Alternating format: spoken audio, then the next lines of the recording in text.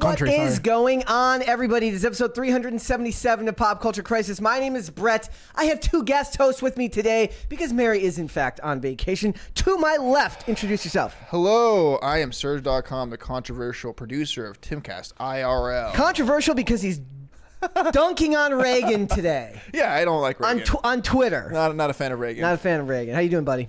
I'm good.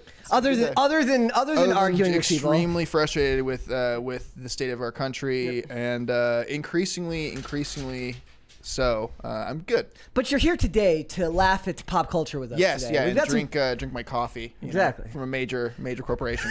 No big deal. It's all good. Well, we don't do boycotts here. I just buy everything. Like every time Target makes new stuff, I buy it. Bud Light, buy it. Everything, buy it. Yeah. And to my right, introduce yourself, sir. Brett's wearing like 3 Pride shirts right now.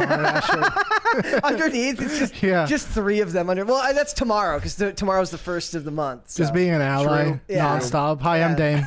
How you doing, buddy? Doing good. How are you? Well, it's tight under here under all the Pride shirts, but other than that, we got a bunch of stuff to talk about today. But before we get started, guys, could you like this video, subscribe to this channel if you have not done so already. We are past 61,000 subscribers. We are on our way to more, so thank you very much for that. Remember, all super chats $20 and over, we will interrupt the discussion and we will read them right then and there. If you want to defend Ronald Reagan, it's not really the format of this show. Dude, but if you want to tell Serge that you like Ronald Reagan, you're allowed to super chat that. If it's $20 over, we will interrupt the discussion and I will field that question to Serge right then, and he will be forced to defend his perspective. Yeah, bring it. Right there. So you Oh, can by do the way, that. pause. Now we got the boomer hate is doubled on this episode because my boy is also a boomer hater. So you better not be going with some boomer stuff in chat. And I'm over here every time, and whenever these guys dunk on boomers, I'm like, look, yes, a lot of it's awful. But at the same time, I hate millennials that complain about everything that, good for you. I couldn't afford college on a summer internship. My life is so awful. Yeah, tell me about Gen X again. Exactly. Freaking loser. Well, Phil's not here. When Phil's back, he'll defend Gen X for us. So we got a bunch of stuff to talk about today. So we are going to talk about the fact that the director of The Flash, Andy Muschietti, has come out and said that if it gets a sequel, which I have no idea how they're going to do it because it has to make like $1 billion if it wants to make a profit. If it gets a sequel, there's no way they will recast Ezra Miller because he just gave a performance that nobody else in history could do. Personally, I have my press X to doubt, as they say. So we will discuss that. We're going to talk about my new favorite conspiracy theory, which is that the Island Boys are actually the Epstein Island Boys and that they're actually Jeffrey Epstein's long-lost sons. Isn't that? Spicy Yes. takes. We'll talk about it. They responded, but we'll get into that. We're also going to talk about IMDB, Rotten Tomatoes, and other such platforms defending, protecting, and running cover for The Little Mermaid, which they did through various mischievous means on their social or on their platforms. So we're going to talk about that. We're also going to talk about a show in the UK which has gotten an enormous, well, actually it's not even that enormous of a backlash because we're in such a degraded culture these days, and with no Mary here to tell everyone that that's wrong, I'm here to just tell you to do whatever you want. I'm kidding, but there's a show in the UK called Open House that aired a 15-person orgy on TV, and people were like, why is this on television? Wait, what? Yeah. They showed an orgy on TV. It's exploring open relationships and commitment. What do you mean they showed an orgy? That's what it's doing? Yeah. It's blurred out, but you can see it. Okay. Yeah. Okay. So we're going to get into that. We got a bunch of other stuff as the title of the episode denotes. So if you guys are ready, we will get right into it. Sergio, are you ready? Let's get it. Dane. See. Let's go. All right, to start, I do want to make a somber announcement first before we get started. An actor that I was quite a fan of, his name's John Beasley. He passed away, which is very, very sad. He was 79 years old. He was in the show Everwood, which I love and I'm not ashamed to admit, but he also played a character in the movie. He played a special character that had a guest appearance in the movie Little Big League, which I love. He played a part in their trick play at the end of the movie. But he's one of those actors who, if you've watched any amount of television, you've probably seen him in something or other. But I know him as Irv from the show Everwood. But he's been around a long time, and but 79. It's like these days, it feels like 79 is still too young. I mean, I know that's over the average life expectancy I mean, of an American male. Don't mention as a Dane. Yeah. It's like Dane's like this guy's a It's boomer. not young enough. No, that's not nice. He was a great actor, so that's sad to rest see in him. peace. Rest in peace. I did want to mention that. Also, do you want let's talk a little bit since you did mention Reagan and that was inherently slightly political. Do you want to talk about James Van Der Beek? You know, By the way, that was me and Brett 1 hour before the show until just singing Dawson's Serge Creek came in. It was song. like, let me tell you about Reagan for a bit. We were literally nonstop just singing the Dawson's Creek song. Well, I was singing there's a meme where like it's like, well, if the zip code to 90210 is 90210, what is the zip code to Dawson's Creek? And it cuts to the song, but it's like a mock-up. It says 90108. Wow. 90108. It was clever. But James Van Der Beek is very mad at. Well, I didn't make the joke. Somebody else made the joke. I'm just reiterating. He has some things to say about the DNC. So people were calling it getting red pilled. I would say it's more that this is a rare sight of a classical liberal in the wild, in his natural environment. You know. So let's listen to what he has to say. So going up. By the way, he's walking backwards the whole time. The kid's just like no one knows why. Yep. Love it. Who? Big banks? Let's start from the beginning. By the people. It's a democracy by them. Who is them though? Who is they though? Who? Big banks? Agree. Big business, big tech, big pharma, Big boomer. government, Agree. We started a company called Big Boomer. It's just a bunch of neocon Warhawk policies with like neoliberals who are like, yes, we don't support it, but we secretly do. I'll call you Lod. It's called Grit. I mean, what the hell? How is this a democracy? And how is anybody in the DNC right today going to post about thanking our troops? He's right and about thanking that. the families who have made the ultimate sacrifice to preserve our democracy and our way of freedom. Now listen, I am grateful for them, but any member of the DNC who's going to think about posting that today, stop. Think. He moved out of Florida too, or out of California. Before you start he moved to Texas, I posting think, or about Tennessee. how grateful you are. There are people out there who are willing to die to preserve democracy, because you are not preserving democracy right now. Fact. You're shoehorning. Is he like a RFK Jr. stan or something? I don't know. Like, so basically, the idea is here. He's saying like he thinks it's bad that they're not going to hold primaries, and I'm amazed at any actor that actually pays close enough attention. That's not like a super. They even know what primaries partisan. are. Yeah, like that. Totally. They're not that he's not super partisan. And they're not going to hold primaries. No, right? Like, because he's an incumbent. So, but his point here goes. Enforcing it on the rest of us. And don't tell me that the other candidates aren't serious, because one of them is polling at 7%. The other one is at 19%. Imagine caring about politics. That is a quarter of the vote who already thinks there's at the very least some debate about who ought to be president. If there's no debate, there's no democracy. They love that word though. True. They Democracy? love Oh my God. And then somebody, and then my boomer take would be to come in and be like, actually, it's a constitutional republic. Oh yeah, the classic Crowder. Yeah, well, I mean that's what you come in and do. I still remember one time I did say that to my friends who were just like to friends of mine who were just diehard, whatever. And the point was like they laughed really hard. I'm like, okay, like it is a relevant point to the discussion they were having because they were talking about the Electoral College, which was something completely different. But it's interesting to hear an actor actually have a take on this that's semi-normal, that reeks of like an old school belief that the system is more than just left versus right, and that maybe there's an interesting discussion to be had. I can't wait until his publicist makes him apologize. I know, like, right? You know what? You guys are doing great. That's what happened to the baseball player, good. right? Like the Yeah. dude The Toronto Blue Jays player, who had to apologize, and then That's Canada, though. yeah, You know, and then who one cares, of the Seriously. players for the it wasn't Kershaw, but somebody in the Dodgers like basically said, I don't know about like drag queen nuns and Yeah, I know. We gotta save the Canadian woman and then build a northern wall.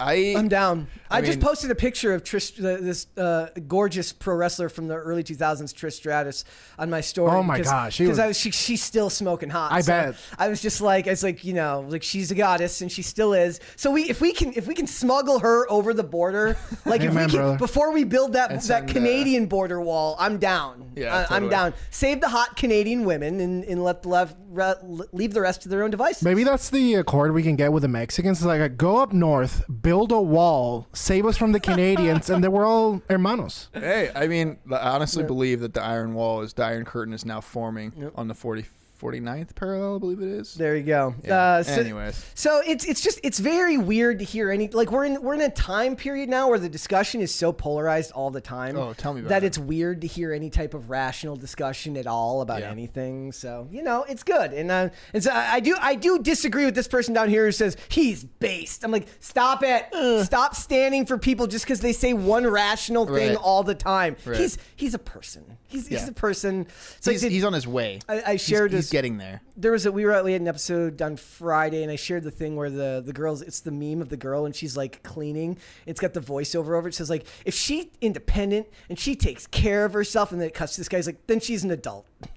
She's just literally a regular adult doing regular adult things. It's that's the world we live. It's like, if he's rational and he doesn't think that 98% of the population are Nazis, you're not insane. Then he's normal. Yeah, he's normal. He's not based. He's just a normal dude, and that's fine. He's over the age of 18. Good job. But Great. he's an actor, so a little bit of rationality is never a bad thing if you can get an actor to be rational every once in a while. Yeah. Also, guys, if you did not know, Elizabeth Holmes has started her 11-year prison term. Oh, that lady. Yes.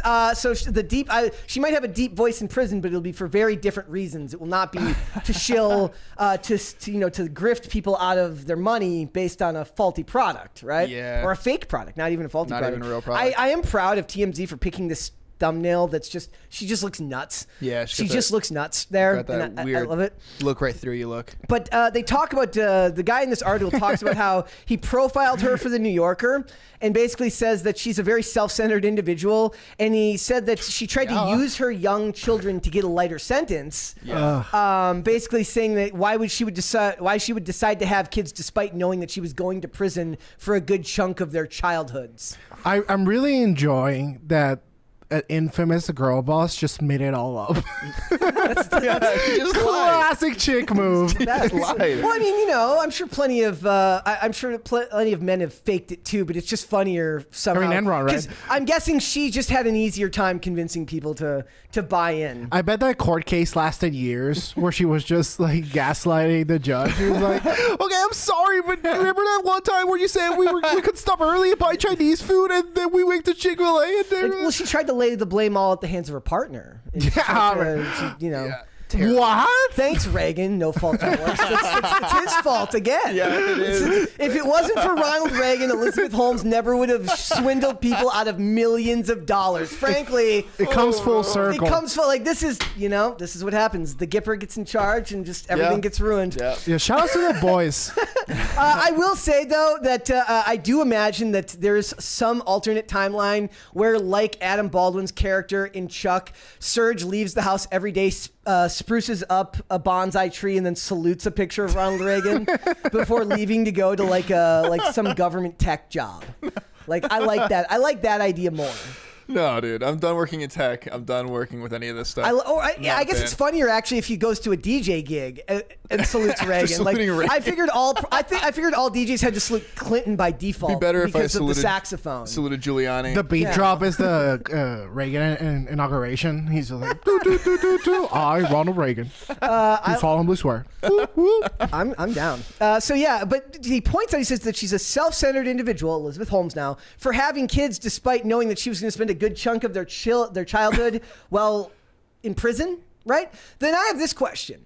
So Al Pacino just got his girlfriend pregnant. He's 83.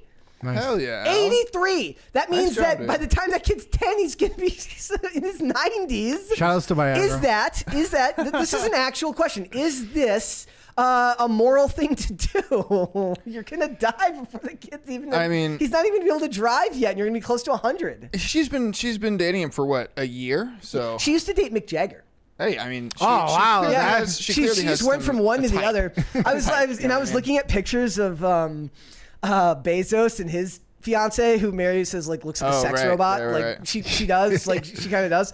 But like I guess like they were like on their honeymoon, not honeymoon, but on like their anniversary or something like that. Like they bought like a $4,000 bottle of wine. Bro, he's the richest man on earth. That's probably like His cheap for valuation. him. no, but the company. funniest part was like somebody's like not he really got that. ripped off. It was only they're only worth $650. I'm like, both of those are negligent rounding errors, below rounding errors for a Yeah. dude of his Yeah. his status. So I don't think he probably blows his nose on $100 bills. So you know, it is what it is. But yeah, 83 years old, and this is just after Robert De Niro had a kid at 79. So all these old dudes, yeah, like you These know, Italian guys still got it. it's the Viagra. Italian dudes, you know. It's the Viagra. Yeah. They're just popping that shit like Pez. Yeah, I mean, And- hey, it makes sense. It makes Well, sense. I was just watching something earlier about they were talking about the climate crisis because Jane Fonda was basically saying we need to jail white men because of the climate Oh. crisis, and I'm like, why would Wow. anyone listen to an actress or a stage performer Deep on take. any of What a this take. stuff? And it's just like, and somebody's like, well, it's like we need population control, and I'm like, no, because we've got Al Pacino, Elon Musk, Robert De Niro, and Chris Brown, or not Chris Brown.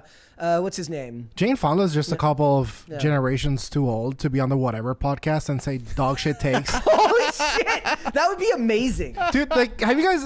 If He you should, ever, he should do an episode that's called it's like man. it's like whatever ...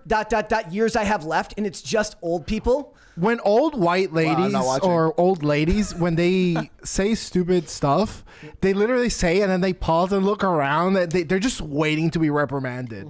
They're like, Well, not jail all the white guys. Not Jane. Anyone? Not Jane Fonda. I'm here to reprimand. I'm down. Jane Yeah. I have Jane no Fonda. fear. Let's do it. I mean, a lot of those Hollywood actresses, they just get away with saying whatever they want because Yeah, nobody cares. way too much. But, Way too much, though. I'm getting tired of it. It's Like- got knock-on effects. They're getting uppity. kind of like Reagan. You know?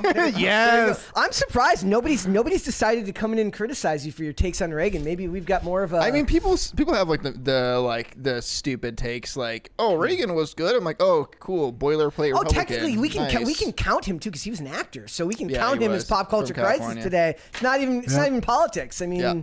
Technically, he was an actor, so it's worth bringing What up. movie was he on? He was on a lot of stuff in the Way 80s back and in the 70s. day that you ain't Okay. never heard of. All right, now here's the other one, guys. I've got bad Rightfully news, so. and I've got real bad news for everyone Oh, involved. So, if you did not know, The Office is being rebooted in Australia with a female lead. Aren't you excited, Dane? Aren't you excited? So it says No. The Office reboot confirmed at Amazon Prime with female-led Michael Scott replacing the legendary Steve Carell. She hot? Yeah, no. The Australian version of The Office has been in production since 2018. Since coming up with the remake with big names flashing as part of the cast, the reboot significantly baffled its audiences by starring a female lead character. It won't work. Women aren't funny. It's taken 5 years for them to explain Yeah. humor to women, so that you do a punchline. It's irony. look, it actually didn't happen. To be fair, I'm not funny either, but that's fine. True. I'm not leading my own version of The Office, so like it's okay. I'm allowed to not be funny. You can't really lead a show called The Office that's supposed to be based on The Office and not be funny. But it gets worse. So let's go through this. It says the showmakers are excited to put a spin on their reboot. Well, that's your first problem. They want to put Yeah, a spin on it. on it, It says putting a post-COVID plot twist into the story. The Australian adaptation begins the 13th iteration of the show that was originally created by Ricky Gervais, revamping the bad team management as the packaging company Flinley Craddock. The Australian version of The Office is going to take place like they're going to be doing like work at home. So it's like COVID Office. Why are you? They're gonna make it Jane and Pam. So like I can already picture the memes. It's I like could it's see like that. I want to see the real. I want to see the real Steve. It's like I want to see the real Michael Scott, and it shows Ricky Gervais. It's like I said the real Michael Scott. It shows the girl, and then it says I said the real Michael, and then finally it shows Steve Carell. They're not gonna bully Dwight. They're just gonna be like, you need mental health care. And Yeah. they're just gonna take him to a therapist. well, they'll give or some him. shit. They're like, here we offer unlimited time off. It'll be Lizzo. Well, no, it's Australian, so it'd have to be Adele. Is Adele Australian or is she from the UK? I don't know. We could have She's from Adele. the Who cares? Is she from the UK? We could have her so. do it. So I don't know remember which exactly. who they would do. And then Chris Hemsworth will play. We'll have Chris Hemsworth can be in the show. It'll be fantastic. He's Australian? Yes, he is. Yeah, Chris Hemsworth is. So it's the cringeworthy manager. Let's go down here. It says, Adele is English confirmed. If she is, okay. Yeah. So The Australian is the 13th iteration of the show. I've heard some of the other ones are not that bad. British one's actually funny. But that's the original. That so is the it's original, like depending on your take. And I was never like I only have seen The Office in so much as like I'm in rooms with people that watch The Office. Yeah, same. Like it's kind of like Seinfeld or any of those shows. And by the way, I did put a poll up in the chat, guys. I asked you what would be the worst reboot, female-led reboot so far. I asked for Seinfeld, The Office, or The Sopranos, and so far The Sopranos is winning. I mean, handily. Seinfeld can't get much worse. Yeah. So obviously that's not one. Yeah. The Sopranos, honestly, like a bunch of Italian ladies, I think it'd be pretty awesome. I'm not gonna lie. So it says The Office reboot due to be released worldwide on Amazon Prime Video experiments with the comedy franchise portraying middle management led by women for the first time. Look, I don't know if you know about this, but women have been leading middle management for ages. Like that's not the first time that this has happened at all. Like I mean, half the reason we have all the problems in the world now is because we've got DEI departments that are run by bleeding heart awfuls, right? Yeah. Amen, brother. Facts. Is there a version of this you can see working?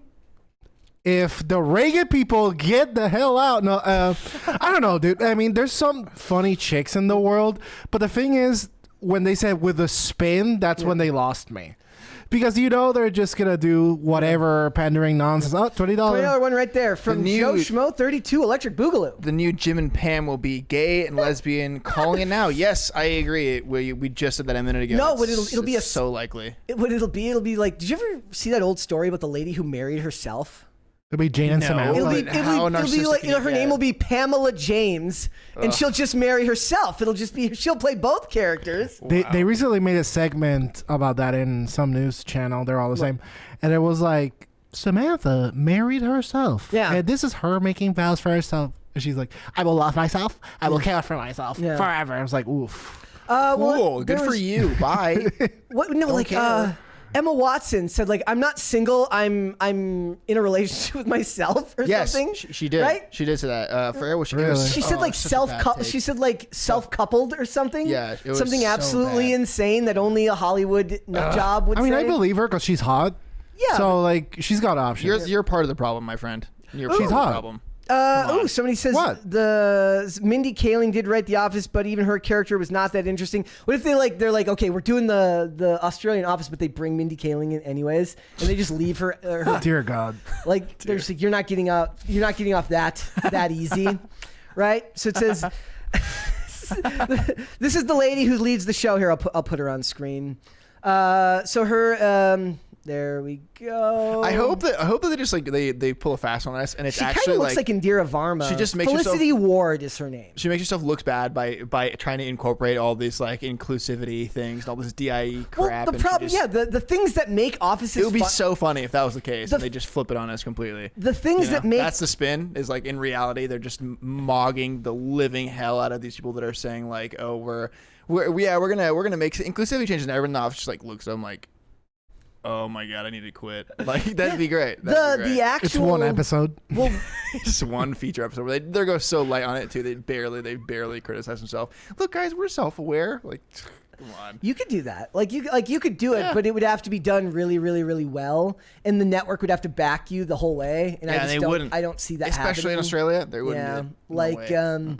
like I just don't see like there is a whole realm of office culture that's relevant to today that could be made funny.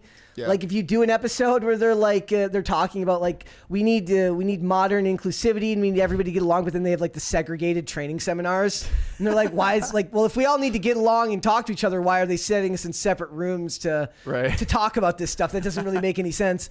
And then you could do that, but I don't know if they're actually going to ever be able to do that. They'll just probably do a less funny version of that. Yeah. But I don't know this lady Felicity Ward. To be fair, she could be really, really funny. She could be. Someone in chat said that the girl's gonna divorce herself. Yes, you can just divorce. Like no, and the lady who I'm thinking of who married herself, I still remember to this day. I never saw the original story about her marrying herself. I only saw the story where it says woman who married herself just 3 months ago divorced herself after cheating. Wow. And I was like, what? Wow. What?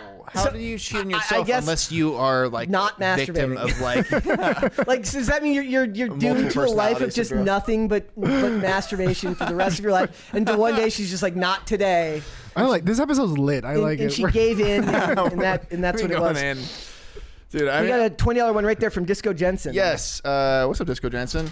Remember that media company that was entirely female staffed? The catty behavior, lack of productivity, inability to turn a clientele or profit, the eventual closure, and female owner professing to never hire women again. Yes, I do remember that. I forget who it was, but I do remember. There's that. also there's more than a few companies. There's comic companies that have done similar things on maybe not always necessarily on gendered lines, but definitely on identity lines. Yep. But in this case, the funniest part about it is like if the show just ends up being a joke and it's just one episode and the company closes. Like she just fails at her job and the company goes out of business. That would be great. I would love that show. I would be singing his praises every day of my life. Like that would actually be hilarious. Yeah, and Like, I would be such a big fan of that. Or Seriously. you know, and you bring back like her dad, and then like he restarts the company, and and it's just really bad. Like it doesn't go out of business, but it's just really, really bad instead. But you know, like who's a woman that could have been funny enough to do something like this? Are there female comedians you guys are fans of? Okay. I mean, I There are watch. We're really being exposed today. No. There's plenty even. of actresses that are funny that can do funny lines. There's like So- Ali McCoskey, I think is actually funny. I watch a lot of stand-up comedy, and I have to like think about it for a second, was a problem. But I have to also think about male comedians for this at the same time. But I know there are a lot of female comics that I find genuinely funny. Yeah. What's the lady from your mom's house? And it doesn't Christina just P. Yeah, she's funny. Yeah, and it she's doesn't funny. just have to be I've comedians. seen her live. She's great. There are Yeah. plenty of actors that like female actors that are actually good have good comedic Yeah, like, timing. what's her name? Aubrey Plaza. Plaza. Yeah, Right, like right, there's She's plenty of funny. those. So it's like it's not like it can't be. It's not like it can't be funny. Dude, I think women can be funny. But- I just think that the women that are chosen and put up into these positions and taking these jobs are not funny. I mean, Overwhelmingly. statistically, I bet it's possible. Right? Yeah. But here's the thing. Like I didn't say that's that. Not, I disavow his statements entirely. Disavow. but this wouldn't fail because the woman wasn't funny. It would fail because it's a gender swapped reboot. Right, Like exactly. so you're actually doing her a disservice because even if she does a really, really good job, you're set at a disadvantage to begin with. Yeah. So what do you do? I don't even know anymore. Like I don't mean to be a simp, but I think my girl's super funny. in what way? Like she's just hilarious, but she just does like weird voices and stuff. Okay. Well, they have AOC. Have you seen the AOC parody account? That's my new Yes, favorite thing the on best Twitter. thing in the world. Like, as somebody who doesn't follow politicians but does follow the AOC parody account, like if I get accidentally like That's all you tagged need, man. That's all you into, need. Dude, the best line was that AOC simp is like, people are mistaking her for actual OC. Think one of the about that. Krasensteins. It's like, yeah, because she's dumb. Like, it's what one the of hell? those. is it Kadron in the chat says a lot of the female comedians being pushed are vulgar. That's actually one of the things I like least. Vulgarity for the sake of vulgarity because so it's tiring. because it's the opposite gender isn't dude. interesting to me. Like if anything, it's the same thing with like any type of toilet humor is very rarely, in my opinion, funny. I know, and that's like what's that one man, blonde hair? I can't remember what her name is. But that was like what she based her entire career off of, and now she's like the butt of so many jokes for being like quote unquote a bad comic or a bad stand-up. I can't remember her name for the life of me, which is a good thing. Which is don't get me wrong, it's a good thing that I don't remember her at all. But D from Always Sunny. Or Oh, yeah, dude, that chick's a legend. not Yeah. D, she's funny. But I mean, I can't remember her name. But all of her jokes are just like sex jokes, are just like gross potty humor jokes. It's just like, oh, I can't. I bet somebody in the Schumer? chat knows. Yes, Schumer. I keep getting Amy told Schumer. that I Man, sound and what a look like joke. Charlie Day.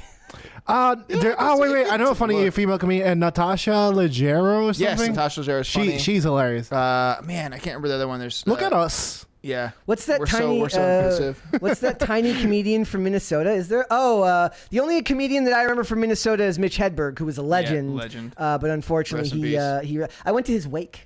Wow.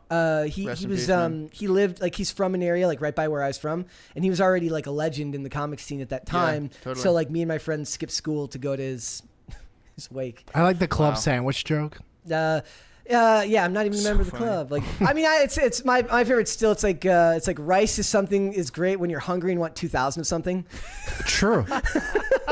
or elevator temporarily stairs. Yeah, Like, it's so Dane good, Cook dude. is fantastic. These elevators don't break. They're just That's an temporarily inferior stairs. Dane, though. Did I say Dane? I meant Mitch Hedberg. Dane Cook was bro humor. That's a second-rate Dane. You guys are lucky. You're getting Dane Cook had the one prime rib of Danes. Dane Cook had the one funny bit about how every guy wants to be in the movie Heat. And where he's like every guy wants a monkey, and he's like, and then you've always got that one anti-monkey friend who's like, they throw crap everywhere and they're disrespectful because that's all the reasons I want a monkey. Everything you just listed. Like it's like when somebody that's something that permeates the culture today. You say you like something and somebody has to come in and be the realist who's like, it's the actually mean, and then you're like, that's all the reasons I want that. Whatever that is, whatever you don't like about it is exactly what I want it. He had what about B&E? It was like, instead of breaking it, it's a bacon and eggs. But remember, you don't want to be like Dane Cook because he's like with like a girl who's like 22. He's like, we've been together 5 years, and everyone's like, the math's not mapping. Yeah, it's a little weird there, buddy. I was on his side, you know. He was a couple of months from me based. Yeah. There's a couple here that I agree with. I want to quickly shout out Glazer. I forgot Nikki Glazer. We mentioned her. Nikki Glazer is funny. Taylor Tomlinson is pretty good comedian. I agree with you. No, she's absolutely terrible. Maria Bamford. Disavow. Taylor Tomlinson? Am I remembering? But here's the other thing. Taylor Tamblyn, is that different than Taylor Tomlinson? Is that different? I don't know if they're the same. I can't. Disavow Tomlinson. Okay, so I don't know who that is. I know maybe I'm thinking of a different person. But anyways. In this article, the last dying breaths of it say, trying to give a modern touch. The show is an 8-part series. We don't want a modern touch. Yeah, why? Updated for modern audiences is the death knell for anything like this. You don't want to do that. Started with Herbie Reloaded, and it just kept going. Just bad take, bad remake, bad remix movie. I hate the idea that millennials are remix culture. I've pushed back against that my entire life, my entire career as a disc jockey and music producer. We are not remix culture. That's so lazy. It's you can be influenced by things and not call it remix culture. Like, dude. Oh, it just drives me crazy. They're mentioning Chrissy Mayer, but Chrissy Mayer is like she's not. Does she act as well, or does she just do stand up? I know. No idea. I know who that is. I just can't put a. All right, so guys, it would be interesting to see, like, maybe review this as like if we had somebody here who was very into The Office and like really loved it, because they're like me. I had a friend that had an Office themed wedding. Oh, wow, nice. And he took pictures in the waterfall like Jim did, like this. Wow. Like for me, this is one of those things where it's like it's like when we review any of these things that are like just kind of that have been remade and they're just kind of like we went to see The Little Mermaid and everyone's expecting me to be like all upset about it. I'm like, but I didn't care about the original, so I can't bring myself to care a whole ton about this outside of just like I know they're effing up. Yeah, you're not really the target market for Little Mermaid. So you'd be surprised. All right, guys, let us move on. I want to share some Andrew Tate. Yes. Andrew Tate. I saw this last night, and I literally couldn't stop laughing for like 3 minutes because I know how much Dane hates LinkedIn. And Andrew Tate just goes on like a one-man jihad against LinkedIn last night. He says, if you need a LinkedIn to prove you're good at business, you're not good at business. Yes, you think I have to tell anyone my LinkedIn? He's spelling out LinkedIn. It's so funny. As they offer me untold millions daily to put my name on effing paper plates or God knows what. No, I don't, and I say no anyway. Dude, first off, I have no idea why I have LinkedIn. Second, if you ever peruse it, first off, it's Tinder for boomers. Yeah, it is, dude. It's literally boomers being like, I like that. And it's a bunch of people being like, my nephew has cancer. That didn't stop me from being a girl boss. It's like, what are you doing? Yeah, or posting about their new job they got. It's like, cool, you could have just like texted me that, bro. Like, I really don't care. Like, that's good for you, man. Like, look at me. I'm the first female senior.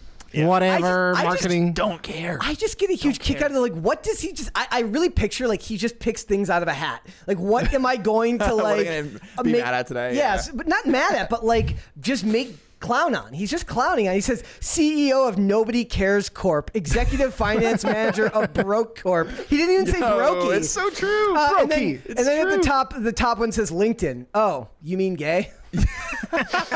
What a dude. Like he's just clowning. Oh man. And I just couldn't believe it. And then I got shared this one last night, this picture. Are you ready? This was almost going to be wholesome of the day.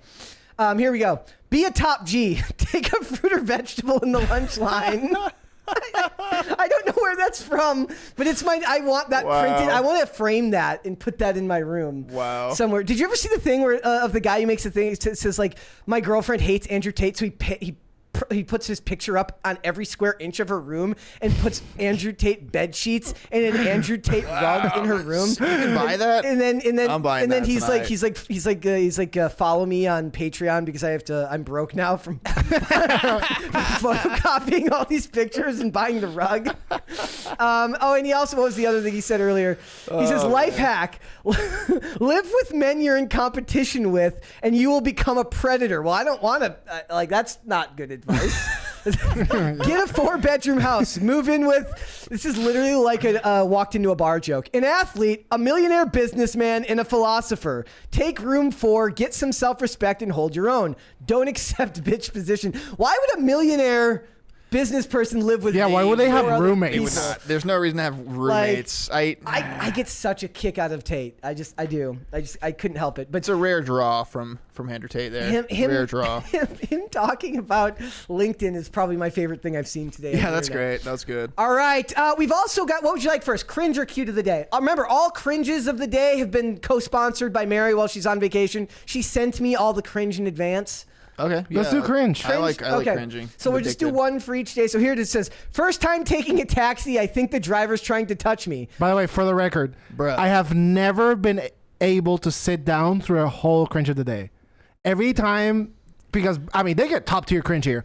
I always take my headphones off because I can't take it. So Well, here we go. It says, first time taking a taxi, I think the driver is trying to touch me. I am so scared.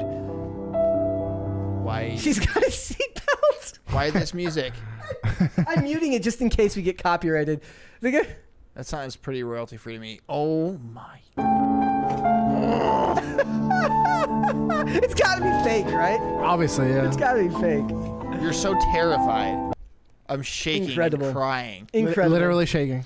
So that was thank you, Mary. That is today's cringe of the day. And now dogs or legs. that taxi driver is just like, can I please? I just don't want to die on the, Yeah, literally. on the trip Or lose my job. Have you ever seen the video? It's like the guy. It's in a car. It's like a dad taking his daughter out driving for the first time. And like she gets in the car, she puts her seatbelt on. He puts on a seatbelt. He puts on another seatbelt. He puts on like 8 seatbelts, and just clowns her. And she just sits there and looks really offended at the fact that she thinks he's. Oh, because the girl's driving? All right. And we've got cute of the day, ladies and gentlemen. You have sent them in, and I've got several to share with you today. First things first, from Tasteful Gaming on Twitter. He says, you wanted squirrel sounds, but the girls are very quiet, except for that time one chased me across the field for more almonds. If you raise your volume, you might hear some nibbling. Okay. So there is that Pro is tip. adorable. That is adorable. Squirrels are great. I like squirrels.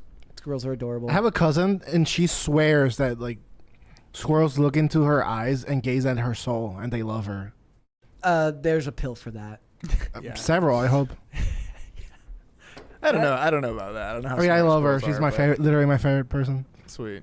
So he's got the squirrels. Like, they don't just walk up to us up here. That's for sure. Nah, you just gotta give them the right kind of food. I need some almonds. Yeah. That They is gotta know the getting's good. That If is they very know the good. getting's good, they'll be there. all right. Let us move on. Thank you for that. David Underwood says the dog looks very scared.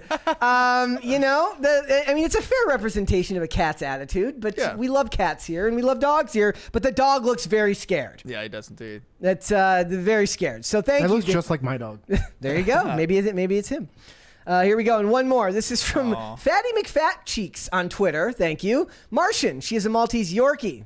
That Aw, I is love very Yorkies. cute. That is My very first dog cute. was Yorkshire.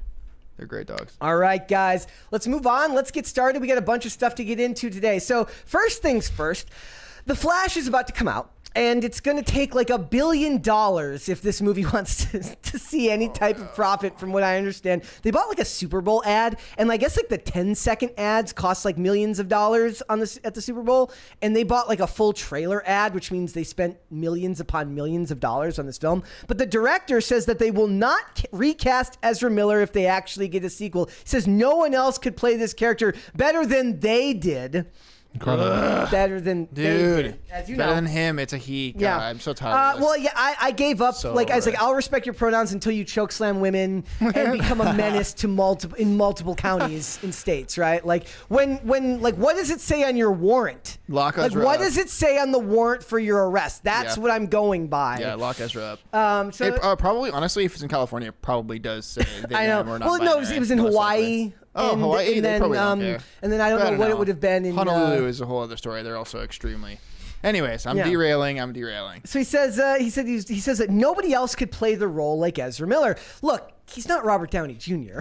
he's not. This is not Tropic Thunder, and this is not Iron Man, and you are not that special, right? Like, and this movie is, to be fair, getting really, really good reviews from people that like you actually would trust to give good reviews, not like shill media reviews, but a lot of the sites that I follow that also cover pop culture, movies, and television are saying that they have insiders who are saying that the movie has fantastic reviews coming from people that they actually trust, right? I still haven't met a human being in flesh that says like Flash is a cool superhero. You make You human should've seen the beings hate. in other forms. No, but Other than everyone in Flash. chat's like, Dane, that's my favorite superhero. I was like, no, it's not. Dude, and then Grow Kellen, up. Kellen got a bunch of hate. Flash. Oh, well, Kellen got a bunch of hate because he's like, all the Flash can do is run fast. Which, Seriously? That's not true, though. It's not Okay, true. Brett, what can he do? It's not- He it's- can touch he's people. He can commit crimes. He's literally a god. But okay, He's, so he's in these. the Time Force, man, or the Speed Force. So here's the thing. This movie's not being sold on Ezra Miller. It's being sold on literally endless cameos, right? So right now, right. off the top of my head, the first ones that came to my mind are obviously Michael Keaton because they're bringing back 1989 Batman. Ben Affleck is coming back as Batman. Here are the I have a list of cameos that supposedly are in this movie, and it's that long. Wow. So what happens basically is he enters the Speed Force, and you're going to see Speed Force, that's right. you're going to see glimpses of other characters.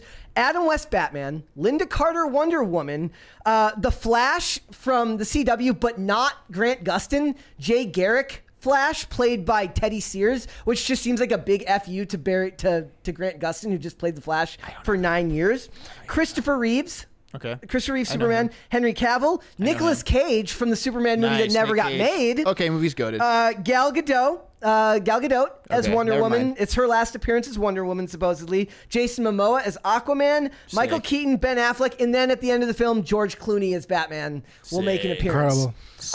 Okay, back to goated again. I'm not even saying That's a roller like coaster. I refuse to say like spoilers because like I don't buy for seconds that like Right. anytime we talk about this, everyone is like lock him up. Are they gonna CGI Linda Carter to mean young and hot again? Well, What's no, going I on? think that it's, like a lot of the older cameos will be archive footage. Based. So that makes sense. You know, Yeah, because that makes if sense. it's And then it's he'll just done act from the footage. because it's a CGI shot of the Speed Right, Force, right, it's right. literally gonna be like him running by a scene of them. Thank you. Whoa.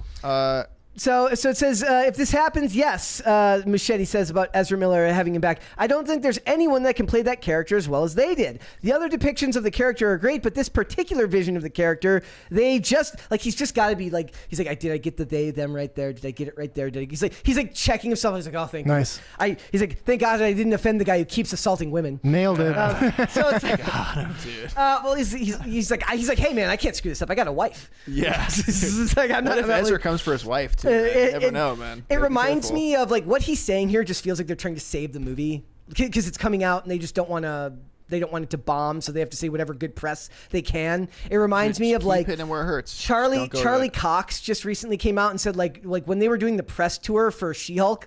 Like he did a press tour where he's like, oh no, Matt Murdock is great in She-Hulk, and then he just recently admitted, he's like, oh yeah, I never watched those episodes. Nice. He's like, I acted in it, but I didn't. It's like, but you know, he's gotta do it because Disney's like, look, we're giving you your own show, you have to say nice things, right? Yeah. And the same thing happened recently with Arnold Schwarzenegger, who said basically like, oh yeah, go see Terminator: Dark Fate, and then afterwards he's like, yeah, those last two Terminator Dude, movies the are awful. She-Hulk Yeah. twerking ad has been the lowest point of society. She-Hulk was so terrible. That was a. Oh, you I'm glad watched that- it? No, I didn't watch anything. Oh, okay, good I for just you. watched the Gundam guy. I can't remember his name every time. What's?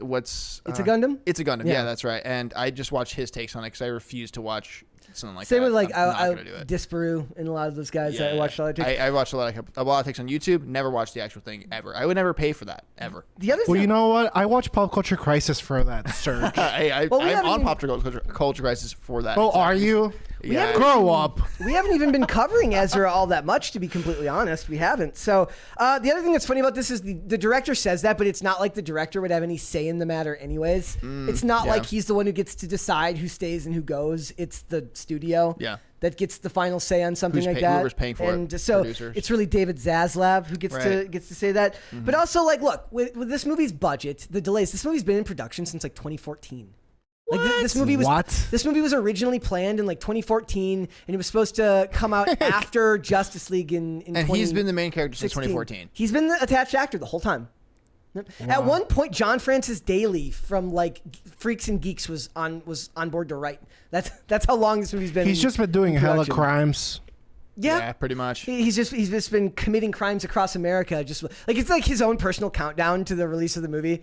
He's like, on the 12th day of Flash release, it starts like, who's he gonna hurt today?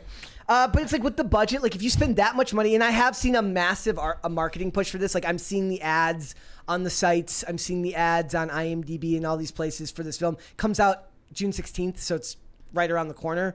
Like they have to make a lot of money back. When's Oppenheimer? July 7th. July. Yeah, I'm gonna, early, dude. I guess. Non-ironically, I'm probably gonna watch Barbie first. Yep. That movie looks. I'm definitely sick. watching. I'm definitely watching because I was actually on Venice when they were filming that. Like when Really? I just happened to be there. It wasn't like, oh my gosh, I gotta get to Venice Beach. I just happened to be there and I saw the whole film going on. I was like, what? It's way cooler. It's way cooler if you like got some inside information and like wrote down in your calendar that they're going to film Barbie in Venice Beach. I and wish you, like, I was that ran cool. down there. I wish I was that cool, but no, it was just kind of inadvertent. And then I saw all the photographs being posted to literally every social media around an hour later, and then I realized, oh, that was way cooler than what I thought it was. I wonder if you're like eating cheeseburgers in the background of the movie. Correction, I wouldn't eat cheeseburgers because I tend to be. Well, I might have been.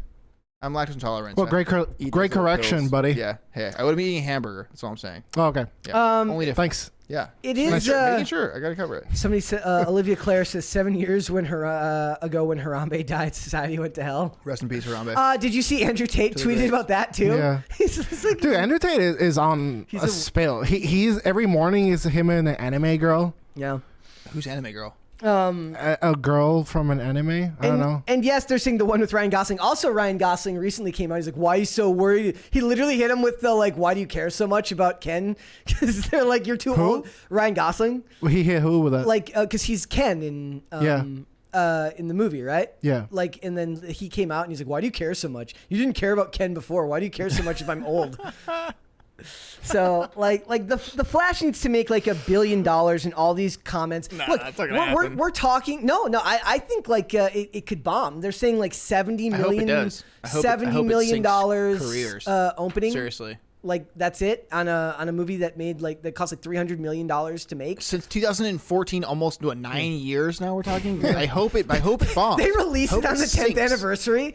Wow, that would be sad. The 10th anniversary is the day it comes out. That'd be dope. So sad. I honestly do. I hate to say, like, I don't wish ill on people's careers, but like, I think that stuff like this needs to start happening. Like, this needs to happen. In order for better movies to be made, we need to see some of these ones that are just abject Dude, but failures. people hate fail. watch things now. I know. That's why I always tell people don't hate watch it. anything. Yeah, don't care about it. Just disregard it. Yes. Completely disregard it. Just be like, yeah, whatever. It doesn't exist. somebody pointed it out. Like let Brett do it. Come on, guys. When we reviewed Barbie, somebody's like, "Well, like you're giving them money," and somebody said, Barbie looks based. Somebody said bad reviews cost them more money than that person going to see it and giving a bad review costs the company more money because then people watch that review. Right. You know, it's not like Rotten Tomatoes where I refuse to believe that and we're going to be talking about this later. I refuse to believe that anybody actually uses Rotten Tomatoes as a reason to go see a movie. Dude, but thank God we're in the timeline where Margot Robbie's Barbie, because it could have been Amy Schumer, guys. Yeah, like that would have been bad. That is the end of everything. Yeah, I feel so bad. Like I was just talking last night. I shared this picture of an actress from a TV show where I paused the scene because I wanted to look up who it was because she looked familiar. And then when I looked her up on IMDb, the still that I had paused it on was almost the exact still they used for her picture, and it freaked me out. And I realized that this actress who I forget her name, it's like something Ewing. She's basically she's just the love child of an actress named Natalie Z. and another actress. So it's like I pointed this out to someone. And I was just like, look, this is like Margot Robbie looks just like Emma Mackey. Like Emma Mackey looks just like Margot Robbie. And then Emma Mackey just had the bad luck of kind of coming into her own in Hollywood at the same time that Margot Robbie was already dominant in the industry. But I'm going to go see both of those movies. I'm gonna go see Barbie and Oppenheimer. That's what you should do. I'd rather see them make like a mix of them called Barbenheimer. Where Barbie, it's like Ken becomes Oppenheimer, and or Barbie becomes Oppenheimer. She can become an Oppenheimer. Damn, this Emma Mackey chick really is Margot Robbie at home. She is. He's like, Mom, I want Margot Robbie. No, we got Margot Robbie. We have at home. discount. We have Margot Robbie at home. Go ahead. We have a $20 one from Unusable Alpaca. Whitney Cummings is also a great female comedian. I'll just say that first off. Is a great female comedian. Question for Brett. Saw Las Vegas for the first time last weekend at my dad's because he has cable. E had a marathon for it, and it was amazing, but I can't find it on any streaming service. Yes. I get a lot of hate on this channel because I love Boomer Dad TV. It is the boomerist, daddest show of all time. It's James Caan and Josh Duhamel. It's not on any streaming services, bro. You got to go find the DVDs and buy it. But it's unapologetically sexist in a lot of regards, and the women act like women and the men act like men, and you don't get. What does that mean? That. I can tell. Well, I gave an example yesterday, but basically, in one of the scenes, the one that I always point out is like they talk about how they have these casino hosts, these women, and they know that they're there because they're attractive women, and they there's this one there, Mary, who literally she gets clients because she's got big boobs, and they're the ones why are you dressed so conservatively? And she's not dressed conservatively. She's like, sorry, I forgot my Whores Are Us card at home. And they play with the notion of the roles of men and women in society much more realistically for a show set in Las Vegas than you would probably see today. I can't wait for USA Network to sponsor the show. Yeah, dude, if I could more than anything, if I could get a USA Network sponsorship, if USA Network would hire me, I mean, marketing man extraordinaire. Bitches, I'm out of here. Just for the merch. And they don't even make any shows I want anymore. I just want it for the nostalgia. I just want to go there so I can get all the behind the scenes. You just gotta give him a stupid hat. Yeah, dude. I'm if there was a USA Network theme park, I would go. Oh my God, let's get a bird notice. Yes, exactly. I would do that. So, guys, if you're gonna go see The Flash, it comes out on June 16th. If you want to wait for our review, he says, Serge says no. We are going to review it. We will be as fair as possible to the movie. If it's good, it's good. But it's kind of the same thing with all of these things right now, right? Everyone got mad at me because I gave Black Adam a good review, but it's not like I'm ever wait. Pause. Because I was one of the persons that was mad. You gave it a 9. Okay, you were it's comparable to The Godfather. Check the tapes. Everyone check the tapes. Rocks, he gave it a 9. I'll kick a rock, okay? Okay, that's not here nor there. But you're you gotta give it a 9 because it doesn't have woke stuff, so it's basically a cinematic masterpiece. It's dude, I said I would never watch it again. I said it was fine, but I would never watch it. God, I really hope. I wish Mary was here. And that's what all of these things are, right? It's all things that it's fine, but I would never watch it again. I was not offended by The Little Mermaid, but I'll never watch it again. I was not offended by any of the other movies we've seen, but I'm probably never going to watch it. I might rewatch Sonic 2 if I'm ever... Chat, you guys were here. Brett was giving that stuff a 9. I'm calling cap. If I did, I gave it an 8, and it's on a sliding scale. I have no comment. I'm just here bystanding. Yeah, it was and it was like I said, it was fine. It's but it's not what I'm looking for are movies and television that I'm actually going to want to rewatch, which I don't think I've seen anything other than Reacher is the only show that has come out since I've been here that I've watched and then rewatched again.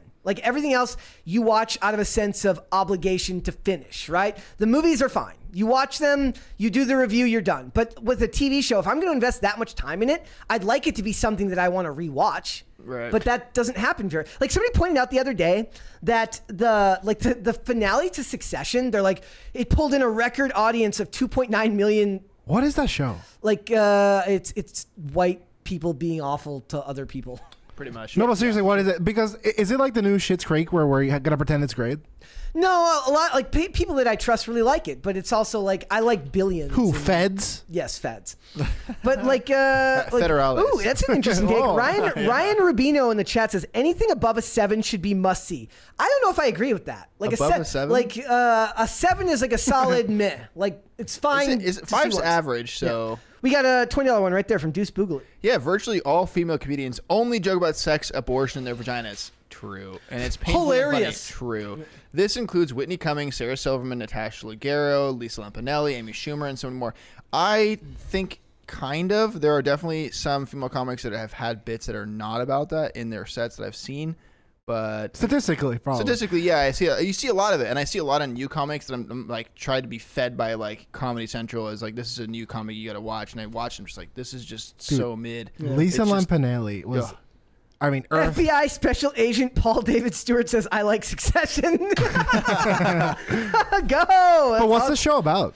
It's about a family business. Like it's and Succession. Yeah. It's Ah. not my thing, but I like Billions. But that's because I was a Damian Lewis fan. I fell off after he left. Is it like the show. Ozarks? No, it's not as dark as Ozark. I don't think. I don't But I'm just not. I'm not a TV guy. okay, so now he's saying above 7, so 8+. But I thought he said 7 and above. But I mean, okay. 7.1. Yeah. So it is what it is. We'll move on. But guys, if you're not gonna watch it, we will do a review for it when it comes out, and we'll get to that when we get to that. So all right, guys, we are moving on. So let's get into it. If you remember the Island Boys, does that feel like a lifetime? Yes, does that it feel like a does. lifetime ago? It Yeah. does. I remember them very well. The meme cycle has gone so many ways. Big fan. The news cycle is Big so fan. fast now. Big Like fan. we're on to Mizzy breaking into houses now, and like 10,000 things that have come Dude, before that then. kid is insane. Yeah. Oh yeah. Yeah. Oh yeah. He was trying to rob a train or Yep. something? Yep. Like, what are you doing? We're back in the 1830s, my friend. Yep. We're all the way back now. We're just gonna. So here's what it is, guys. So this is the conspiracy theory. The conspiracy theory is the Epstein Island boys, and there's this old picture of Jeffrey Epstein with these 2 poor kids, which I would love to get a stat. Like I want to No know what way. happened to them. Right. So here's the picture. I'm just gonna put it on the screen right there, and they're basically saying like there's people saying like they look like the Island boys, and it's the Epstein Island boys. Thoughts? Island boy. That's my best impression. It's pretty good. Like Thanks. it kind of to me, it speaks of the nature of the culture we live in now, where we joke about something, unfortunately, that's so horrific. Because let's face it, you look at that picture of those kids. I don't know what happened to those kids, but something likely very bad happened to those kids, right? Are we supposed to? Island boys? Yeah, dude. No. The kids in the picture with Epstein, them too. But like the picture of the kids with Epstein, like likely something very bad happened to those kids, and then people are like, kind of, we've turned it into a joke in a way where you're like, oh, look at these 2 ridiculous dudes on TikTok. Unfortunately, it's really difficult for me to like compare the facial features with that many facial tattoos. I just have a difficult time. Like, there's just too many face tats, Island Boys. Like, come on. Just give it a rest. So this is them pre-tattoos, I think. There we go. Okay. So it says there's them when they were younger. And yeah, it says the claims are highly speculative and the connection seems to be Highly. built purely on the superficial resemblance. But that's the culture we live in now. Right, that is. Like, it's scary. Like, that's the culture we live in right now. And I don't know how I feel about it. I'm just going to be honest. Like, it's weird. Like, it seems completely implausible, but it feels like this is the type of thing that could hang on for a period of time where that could that could go with them for a while. They definitely seem traumatized enough. Yeah. Well, it's just like maybe their behavior informs something bad happened to them. They have since come out and said that this is not them. Someone in chat says they have Dane hair. They wish. They wish they had. They Dane. wish. So this is People their. kill for this. This is hold on, I've got it. I've got it here. They have responded. It says the Island Boys, we've never even met Jeffrey Epstein. Kids in viral photo aren't us. The Island Boys are setting the record straight on the rumor swirling around the internet. They are not the kids who took the photo. I want to know what I want a welfare check on those kids. Yeah. Right? Like, what the hell happened to them? Thoughts? Unfortunately, I think it's I don't know, dude. Is it the speculation the photo was snapped of one of Epstein's private islands in the Caribbean? Also, did you notice that, like, as much as the memes go around about the client list, the whenever the topic gets broached, if you Google, there it is, Dave. It's a recycled one. My computer's broken right now, so it's show me the money. Oh, that's from. Isn't that Jeremy Maguire? Jeremy Maguire, yeah. Isn't that fairly tame, Dane? It's not too loud for you. I've had worse. Yeah, see? It's not too loud. Could be louder. Like, so for this, it's like, look, it's a weird culture where such horrific things have become a topic of discussion that's almost speculative, and it's supposed to be viewed as funny, but it's not funny. Right. Yeah. Like, I don't know. Like 9/11, guys. Oh, like there was, like that's a whole subsect of comedy that you have to be okay with. Like, it doesn't bother me, but I get why it offends people, but it doesn't it doesn't defend me. What? Like 9/11. The worst terror attack on like American soil since it's Pearl Harbor. like it's it's not something that necessarily one would want to joke about, but it's not something that Jan 6. Yeah. The worst terrorist attack. The worst That terrorist was attack in American history. Better be careful. Nor what you should you. say. Yeah. Be careful what you say now. He says, "Oh yeah." So like in the chat, he puts. He says, "Hold on, where did it go? How come he's smiling and they aren't?" That is kind of the creepiest part about it, right? They're all frowning. Yeah, like the kids look like prisoners, and yeah. he looks like he's having the time of his life. Oh, I wonder why. There was Interesting. there was I wonder why he would feel like that. Birth control time. there was one the other day where a guy goes. It's like, this is going to be explosive, and he's like, it's where you hit the punching bag, and it gives you like a score, right? But like, do we know that Yeah, I know what you're talking about. Yeah. besides these theories, do we know anything about the backstory of the Island Boys? Like, how do you become TikTok fame, dude. They're They from Florida. said that. Yeah, they said they never left Florida until they were over the age 18. So Yeah. they can't. Nor should you. They're from like Broward County, which is like this is like par for the course. Broward County, Florida. Really? Especially within the rap community. It's called like Broward County behavior. Yeah, it is. Yeah. And it's like what Fly Soldier. Yeah, and something Kodiak Red. Kodiak Red. Yeah, right, but to me, it's like this just feels like I know it's a bit of. It's a bit of a cop out to say psyop, but every time it's like whether we're talking Dylan Mulvaney or the Island Boys, it all feels like there's just some lizard-looking dude behind the scenes who pushes a button who says like, "Who can I make famous today?" Yeah. And they had a video at one point where they talk about selling their soul to the devil.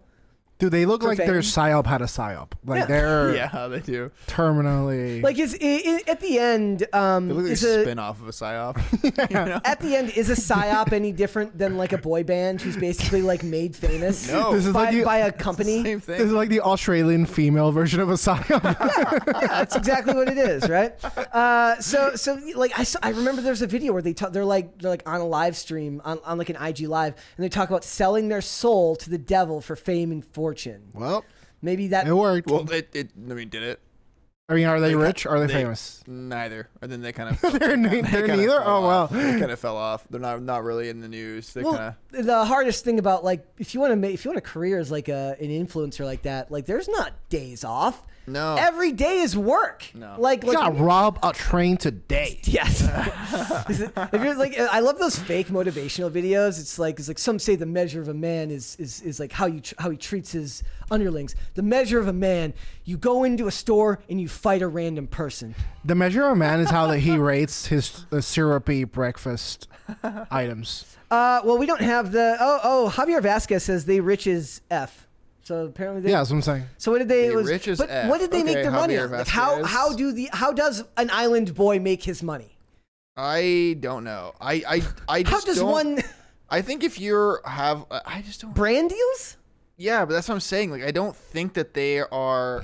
For ink, I don't know. I don't think that they're making money anymore. They may have a bit of money. They have more money than the average millennial, I'm sure. Their but, sponsors better come help. on. Yeah, I don't really see it. Like, they're the kind of guys that have a YouTube video and have like Raid Shadow Legends for every single Raid video. Shadow So, Legends, come on. I don't know. And It's- Raycon headphones. yeah, Raycon. Like at one point, I want to make a fake Raid Shadow Legends commercial just to do it. Oh, that'd be great. Like just give them free promotion. Just be Please. like, it'd be great. I don't even believe it's a game at this point. Like- I just think I've never seen anyone really play it. Let's like make like our own fake collab, like a Raycon / Raid a Raidcon Shadow Legends collab that's not real. That'd be sweet. We can Let's make our own pretend- t-shirts for that too. Guys, we got a collaboration with Raid Shadow Legends. They made us in the game. You can play as Brett and Mary. and like there's just no link. The link like goes to just an empty site, and there's like, where's the? I want to play the game. Like you could play as Ghost Mary in Raid Shadow Legends. And there's just no Nothing Ghost there. Mary character. Boomer Brett. So funny. Boomer Brett. That would be great. It just yells at all the other players and tells them to get off his lawn. USA and to Network, and to just buy a house.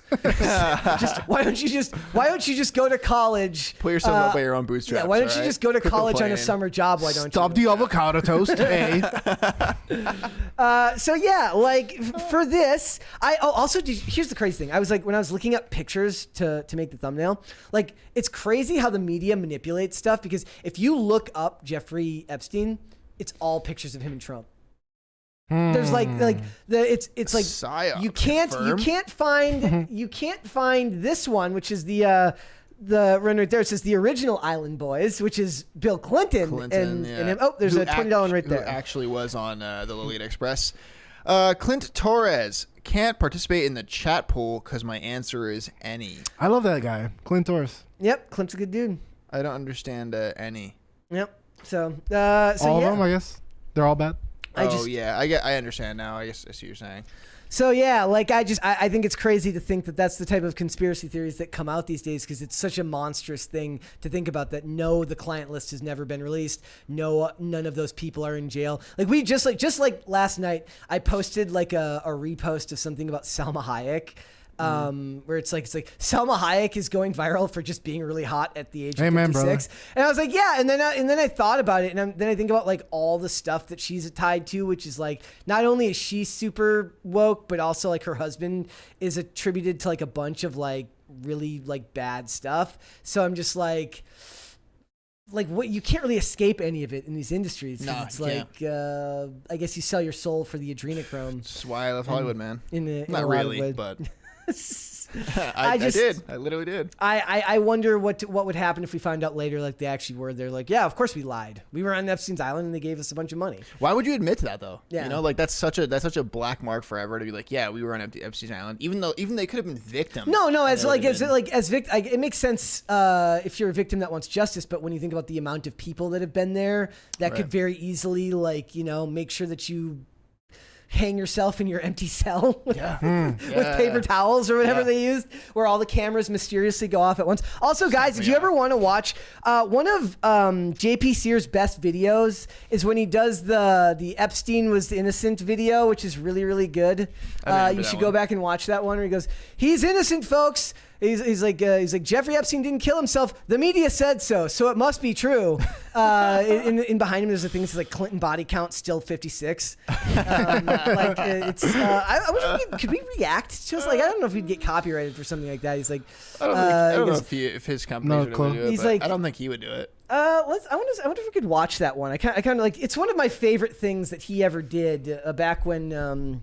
JP Sears. Yeah, it's the first thing. I've searched it before. All right, here. Unsealed court documents, broken bones in his neck, prison guards who won't check security cameras with address. 1,000 names in the address book, still steals. Think Epstein didn't kill himself? Here's why you're definitely wrong. Think Jeffrey Epstein didn't kill himself? Island? Well, you're wrong. He killed himself, people, and that's a fact. It's what we're told to believe, so you should believe it. New York State officials ruled his death a suicide by hanging. Now, I'll prove to you why we can definitely trust them, but first consider this. There's a strong precedence in history of powerful people killing themselves when even more powerful people have their agendas threatened, like when JFK killed himself. And then Lee Harvey Oswald, who didn't kill JFK, killed himself. Yep. And Martin Luther King killed himself. Yep, and fact. Here's a sketch of when President Lincoln committed suicide. Did powerful people who stood to lose all their money, status, and power, as well as be locked in prison for the rest of their lives, want Epstein dead? Absolutely not. On the contrary, Epstein was their only hope to relieve their guilty consciences. Every single one of these nearly 1,000 powerful people would have been terribly disappointed to find out Epstein killed himself. I'd imagine they sent their sincerest condolences to him. Even if they wanted him dead, which wouldn't make any sense. He was in prison. There's no way they could have gotten to him to kill him. Epstein was in prison surrounded by murderers. It's not like they could just pay a murderer to murder someone. 'Cause I don't think murderers would do something like that. What some people think is odd is that court documents were unsealed that gave details about some of his crimes involving having underage girls provide sex to former New Mexico Governor Bill Richardson, U.S. Senator George Mitchell, and Prince Andrew. And then the very next day, Epstein killed himself. 100% by himself. Dead. At the time of his death, there was an ongoing investigation to make thousands of other pages of documents public involving an address book that allegedly I like that we involved became over InfoWars 1,000 for other like involving his pedophile ring. Epstein basically just InfoWars so anyways. happened to conveniently choose to Discounting kill InfoWars himself right while now. all this was going on. Now, admittedly, it looks a little fishy with all the motive that 1,000 powerful people would have, but there's a perfectly good explanation for all of this. Mercury was in retrograde. Also, like I still One of the there's people still a that- comment on this where like I left a comment where I said like when he says Mercury was in the first time I watched this, as like the first time I watched this, I said when he says Mercury was in retrograde, I literally dissolved into tears. dude. Can so unexpected, anyone it's great. in chat explain what does Mercury in retrograde It's in mean? Gatorade, actually. So, Yeah. all right, guys, let's move on. Anything. But it's just something to think about. It's one of the many conspiracy theories that have come out recently, and it's a sign of the times Yeah. of where the culture's going. And don't so. worry, FBI Special Agent Paul David Stewart says, "Don't worry, guys, we are investigating." So I have no worries. Settled. What's his name? What's his name? FBI Special Agent Paul David Stewart. I'm gonna need to know if Paul David Stewart was in the same graduating Quantico class as Tad Bromwell, because I'm still wondering how Tad is doing these days. I don't know if he's still on the Timcast Media surveillance assignment, but if he is, we miss you, buddy. All right. Well, it's kind of like it became. Have you ever seen those libertarian memes? It's like when my crush tells me I like her, she likes me. My FBI agent, and it shows all the people from NASA hugging. Where it's like all my FBI agents like hugging because my crush finally admits that Dude, she all likes me. libertarian memes are hella cringe. They're like, Nope, wrong. oh, when I have to give money to the state. My favorite is the one Who yesterday cares? says, like, libertarian baby protests being put to bed early. It's just like, I laugh at them. I don't care if you don't find I them laugh funny. at you. I think if you can't laugh at yourself, there's something wrong with you. Exactly. You have to You be able to know, laugh at you got a yourself. little narcissism there. You might be a Democrat. You know what I mean? All right, let's do some super chats from the top there. So up at the top, let's go back up to the top here. This is from Gray Jedi Outcast. Says what? He says what? Still here? Hand it over. That thing, your dark soul, for my lady's painting. Okay. Nice. James Orenthal Wynn says, you see Dawson Leary, but I see Varsity Blues quarterback Max. Yeah. Well, I actually see him as a couple of other things, but yeah, that's Varsity Blues is. Have you guys seen Varsity Blues? No. You no should idea what it watch. is. You should watch Varsity Blues. That's a good one. I first should start with like the Titanic because I haven't even seen that, man. Like I've watched like nothing. I'll be honest. All right. So it's over 9,000 says, here's a Seinfeld line that would probably be offensive today. Jerry saying to Georgia, sex is supposed to be about the love between a man and a woman, not a man and a sandwich. Well, it depends. Does the person identify as a sandwich? Then you would be able to. I don't Good know. question. There we go. That's Good like question. I Good say that questions. jokingly, but it's not like we're that far off. From No, the culture we're there, that's- babe. We're there that's, right now. From a culture that ridiculous. Yeah, we're there. All right, let's move down. So Shane H. Wilder says a new spin on The Office. They can sit on it and spin. Nice. Get him. All right, That's a good one. I'm doing one more, and then we are going to move on. Alex making beds and writing novels on the side says, boys. I think there was 7 boys there, so that was Yeah, that it's was been a lot. that was good. All right, guys, we're moving on. So I want to talk about The Little Mermaid again. I know it sounds annoying, but this stuff keeps coming up, and it's very interesting. So the media is running extreme cover for Disney and for this movie, and I can't for the life of me figure out why. That's not exactly true. I know exactly why, because it's part of the culture war. This is an article from Fortune that says the smear campaign over the Little Mermaid movie is so intense that IMDb had to revamp its rating system for the movie. Dude, that's like Amy Schumer had a stand-up routine or whatever, and Netflix changed the rating system because everyone was like, "This sucks." Yep. And they did the same thing for Captain Marvel when Captain Marvel came out. So what it is, they adjusted the weighting system, which is funny because what you're doing when you do that is you're admitting that there's a social component to this that you're forcing yourself to take into account. Yeah. Right? So it says IMDb currently gives the movie a 7 out of 10 ranking. Remember when I said that 7 out of 10 was just like conveniently, it's just fine. Yeah. So whatever, like that's what they're not going to say it's great. They're not going to say it's perfect. It says 33,000 user submitted reviews. Around 13,000 of them have been ranked as 1-star reviews, which is a clear review bombing attempt. One thing they don't point out is that whenever this happens, both sides do it. So people who have too much time on their hands, one way or the other, either because they think that Disney is the greatest thing ever, or because they think Disney is the Antichrist. Personally, I would lean probably more towards the latter. They're probably right. It probably is closer to the Antichrist. But the people that have the time on their hands to run botnets do this. So here's what it says. I pulled it up here. So here's the rating system from, I'll put it on screen, from IMDb. So if you see here, this is the overall user ratings. So the 10s listed as 17.4%, 9s 5.6%, and then all the way down to 1s listed as 39%. Bro, who's giving this a 10? Okay, here's the most interesting thing about that. Mouth-breathing freaking idiot that Like you are, like, this is a cinematic masterpiece. It's just as unrealistic to call it a 10 as it is to call it a 1. They're both unrealistic. But here's the interesting part. If you go through and you toggle for just United States ratings, this is where the actual culture war is, because it's almost dead even between 10s and 1s. Whoa. So 10s are 25.1% and 1s are 30.5%. So that's like, it's a weird admission that it's not even the movies that are necessarily a sign of the culture war now. It's not even the reviews. It's the review sites. Dude, that's what's honestly so tiresome about this country right now. Everything is a battleground for the culture war. Yeah, everything. It's That's what it exhausting. That's what it is.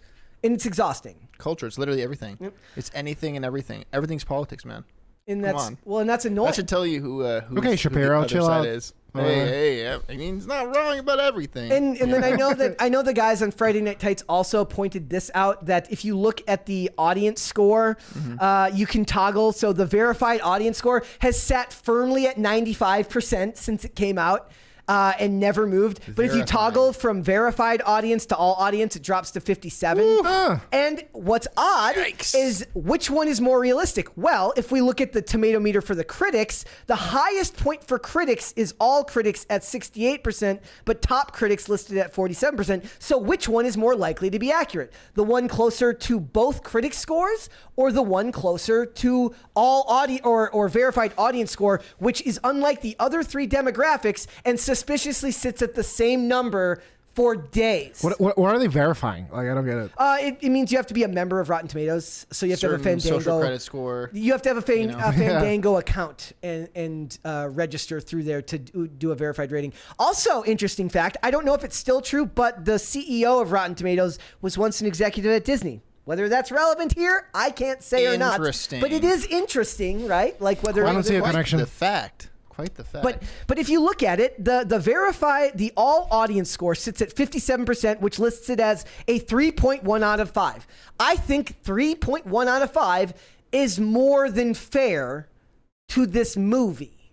Like a 4.7 out of 5 is not a fair representation of what this movie is. Dude, but if even progressives are like, this movie sucks. Yeah.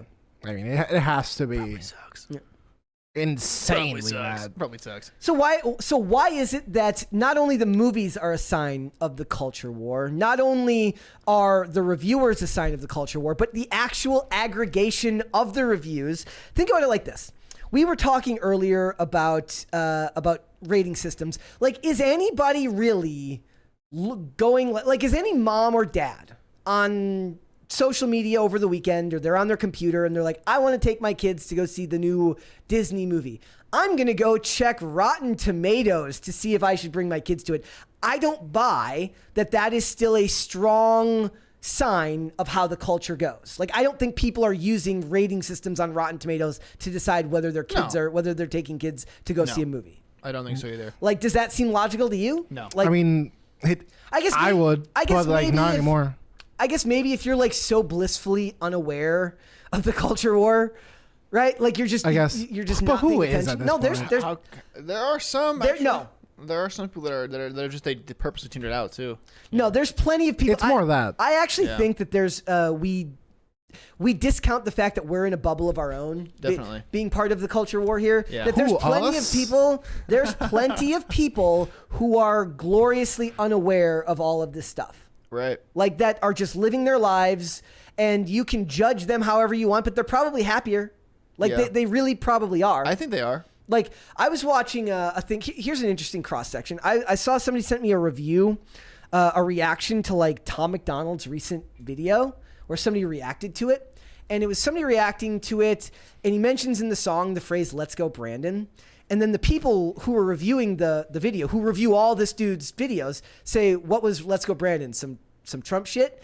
It's like there's people that somehow know who he is, but don't follow politics closely enough to know where that phrase came from. Right. So there's an infinite realm of worlds where you can be aware of some things but not others. Yeah. Like those feel like they go hand in hand. If you listen to Tom McDonald enough that you react to multiple videos of his, you would know where the phrase "Let's go, Brandon" comes from, because it's just so ingrained in so much of the culture war, and he comments so much on the culture war. So it is an infinite world where you're just allowed to like what you like, pay attention to what you want to pay attention to. But I don't know if people are using review sites to go. No, talk I about- seriously doubt that. So here's my take on it. I think so. Naturally, not everyone is as deep in the weeds as us. Yeah. That's what we are. Obviously, right?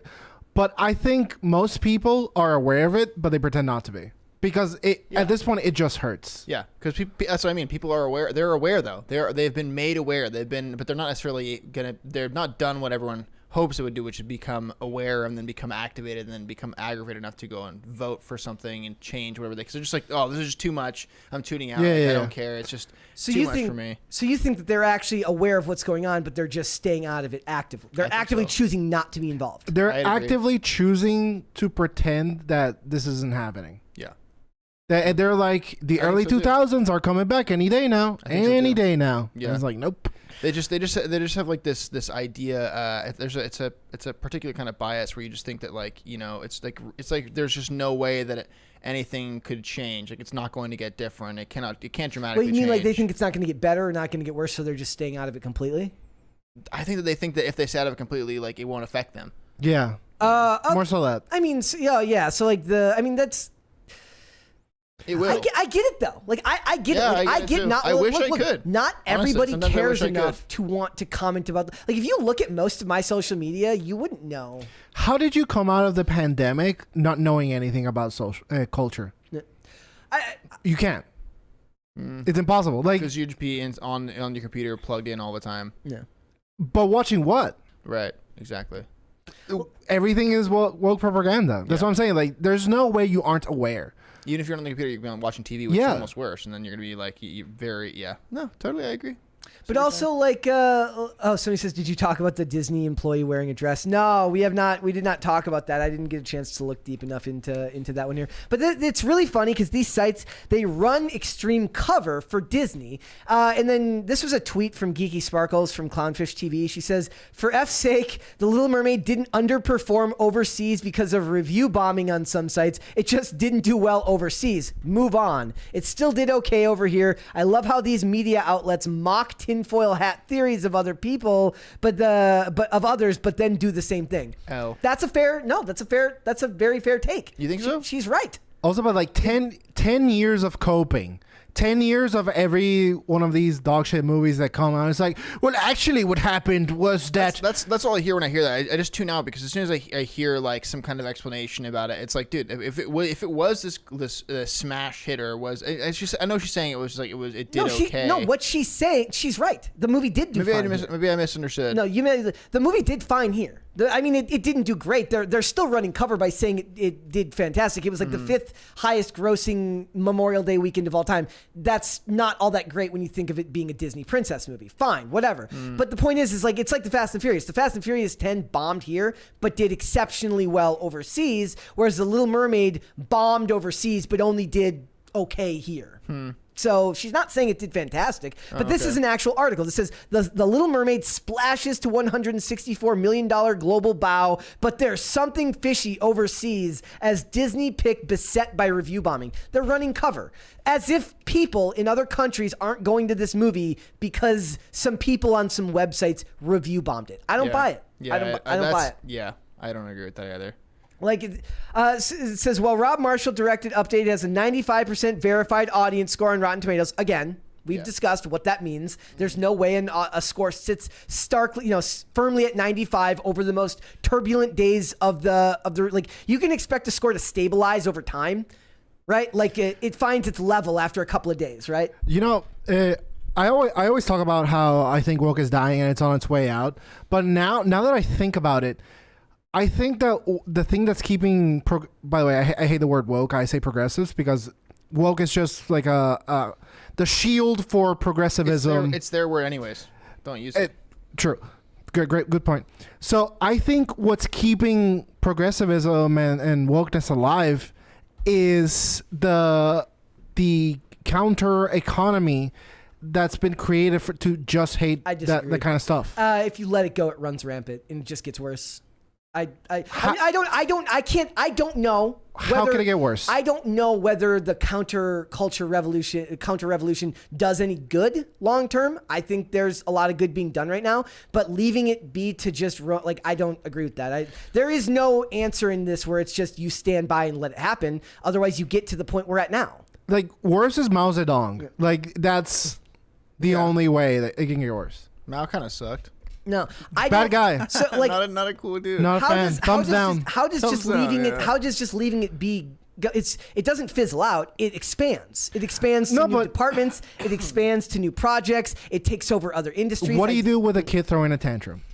You ignore them. This is not one kid throwing a tantrum. These are industries that are all interconnected that have created an economy based on things like ESG scores at companies, DEI departments at businesses, all funded either statistically through the government or investment firms. Listen, right? I'm hip with the lingo too, but what I'm saying is that doesn't die out. No, but what I'm saying is there is no cap. It ain't bussin'. No, but seriously, what I'm saying is like there is no alternative. It's woke and reactionary. Yeah. No one's trying to do the new Godfather. No one's trying to do the new whatever, Memento, any other piece of art. Everyone's just like, isn't terrible? Those things are still being made. It's just they don't get the. You're right in one aspect. They don't get the press. That like Better Call Saul was great, but it doesn't get the press that woke Disney stuff gets, right? Christopher Nolan makes a movie. It gets press for a couple of weeks. That's fine. That's great. But it doesn't get the long-term press that comes from the back and forth that happened. You're right about that. Like the reactionary pushback ends up keeping it in the news cycle. But I don't think it dies out. They'll keep making it. I see your point. They've proven that they don't care about making a profit, so how can you let it die out? Yeah. I mean, I don't know how. That's what I'm saying. Like they keep bombing and bombing. Like how is this even possible? I think it's like economists are the most unnecessary profession in the world. What? They get everything wrong. Who was the guy earlier that I was just talking about earlier? Who the guy who always gets it wrong? Kramer. Yeah, like there was like an article in the news today. It's like, what's his first name? Like is like George Jim Cramer. Jim Cramer. There's like Jim Cramer predicts a huge economic boom in the next few months. I was like, crap. You mean that the opposite is going to happen? Yeah. So, economists are misunderstood, man. I'm an economist. Like I have a degree in economics. I don't. Do you really? Yeah, I really do. Based. So I don't think economists. I just shat on you without knowing. No, but I don't think economists are the ones to blame at all. I think that economics is completely misunderstood. I see what you're saying, but I don't think economists are the people to be held to task with that. I don't think Jim Cramer is really an economist. No, what I meant by that is. Are you talking about finance bros? Because that's people often conflate those, and it's not. Honestly, I don't mean the people as much as the engine. You know what I'm saying? The economy? No, kind of. What I mean is, like, money gets being poured out into this content that no one wants. Mary Morgan is in the chat. Hi, Mary. Hey, Mary. Hello, Mary. What's up, Mary? How's it going? We're holding it down. We're doing good. She's got a blue. I didn't even see. She's got the blue wrench there. There you go. What does that mean? It means she's a communist? Yeah, it's a hammer. Mary's got a little hammer and sickle next to her name. That'd be amazing. I knew it. All right. Whatever happens, I don't think that there's such a thing as just letting it die out. I don't think that. I think you're right about having to create culture that runs contrary to it. But you're right.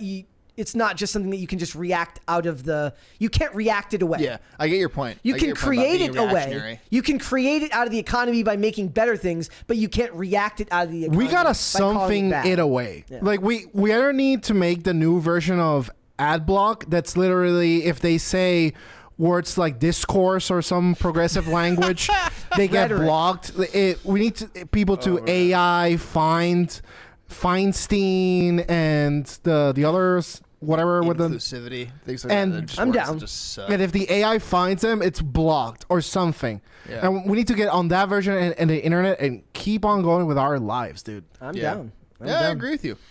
All right, let us move on. Just to let my skepticism be registered that I don't buy for a second that review bombing is the reason The Little Mermaid didn't do well overseas. That's BS. Just no way.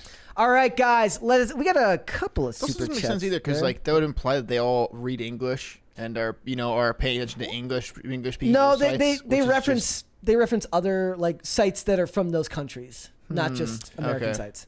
Interesting. Yeah. I still don't believe it. All right, we're going to move on. We got some super chats here. So we've got one here. That was Joe Schmo 32.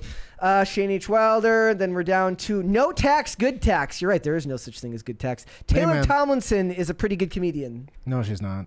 I don't remember who Taylor Tomlinson. I think there's like someone else named Taylor.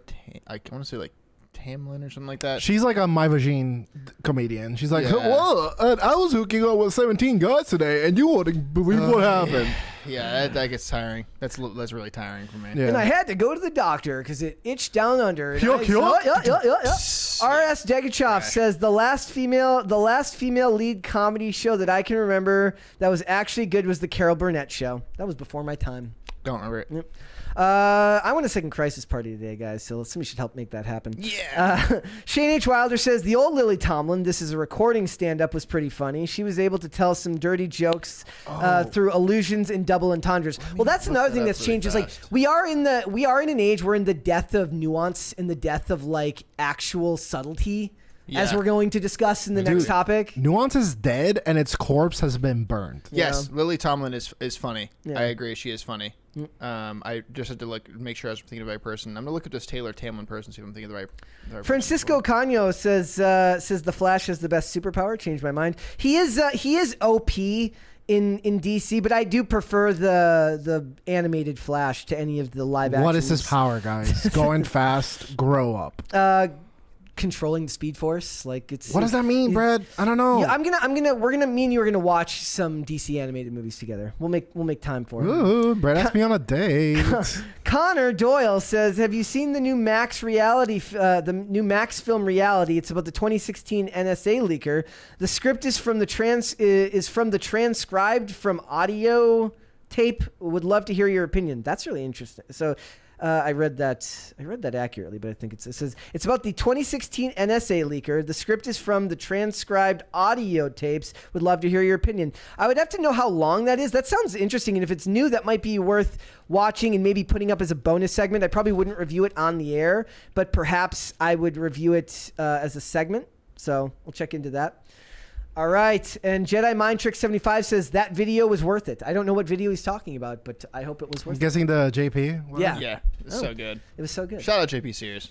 All right, we're moving on, guys. We got one more thing left to talk about, and it's like I said before, the culture is degrading. So how do you guys feel about network television airing a 15-person orgy? I can't believe, that's where we are nowadays. It's just a wild thing to think that in my lifetime, which is not very long, it's 30 years, is that we're here now. I never, even 2006 when I was going into high school and watching Dave Chappelle's show, which was still on the air, I never ever thought we would be where we are today. Dude, a 15-person orgy is more wholesome than the culture right now. maybe more wholesome than MILF Manor, but that could be a No, controversial so opinion. these two would have to go up against each other, right? Oh, see, okay. I see. That's your point. Yep. So it says, oh yeah, and the Jedi Mind Trick says the JP vid. Thanks for paying attention, not Brett. So I don't know which one of you is not Brett, but yeah, sorry about that. So it says the controversial show, which is currently in the second series, aired its most risque episode to date, with one couple hosting a 15-person orgy, and I'm just picturing like the cocaine-fueled like executives like just in there, like, and then we'll put them on TV and they'll just have sex on air. It seems like, isn't that porn?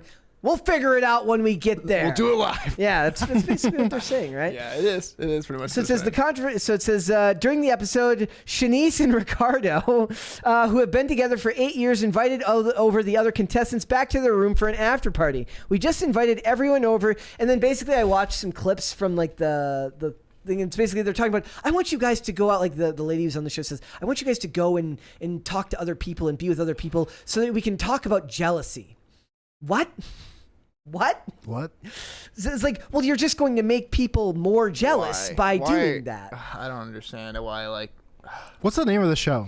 It's called For research purposes. yeah, of for- course. No, I mean, we all got the internet, guys. I don't need It's that. called Open House. Open House. Open House. It's on the UK. What a great name. And people, it says, oh my OMG 15-person orgy had, like, there's kids watch. Did you see the other one about like the show with kids looking at old naked people? What?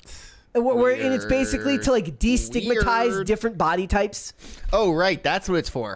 That's what it's for. Right. Totally. Like, that's what it's for. Everything's so on the nose Cool. now. Right. That's what we're making It's little kids look at crazy. old people. Well, Sure, also, guys. we know Right. that like Okay. these people can intellectualize their way into any disgusting behavior. You mean Yeah, into yeah. children's pants? Yes. That's Like, square. they can come up with there. anything Yeah. that sounds pseudo-intellectual enough to then justify horrible behavior, It's just getting tiring, man. right?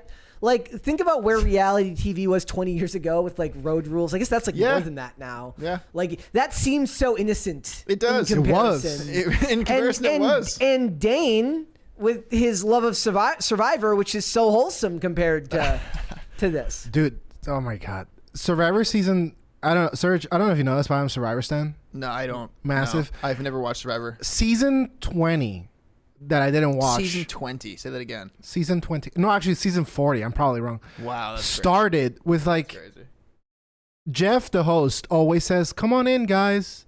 And he asked permission from the cast members if he could say the word guys. That's how it started. And then people were like, I'll literally light Jeff on fire if you do this again. And then he kind of eased off.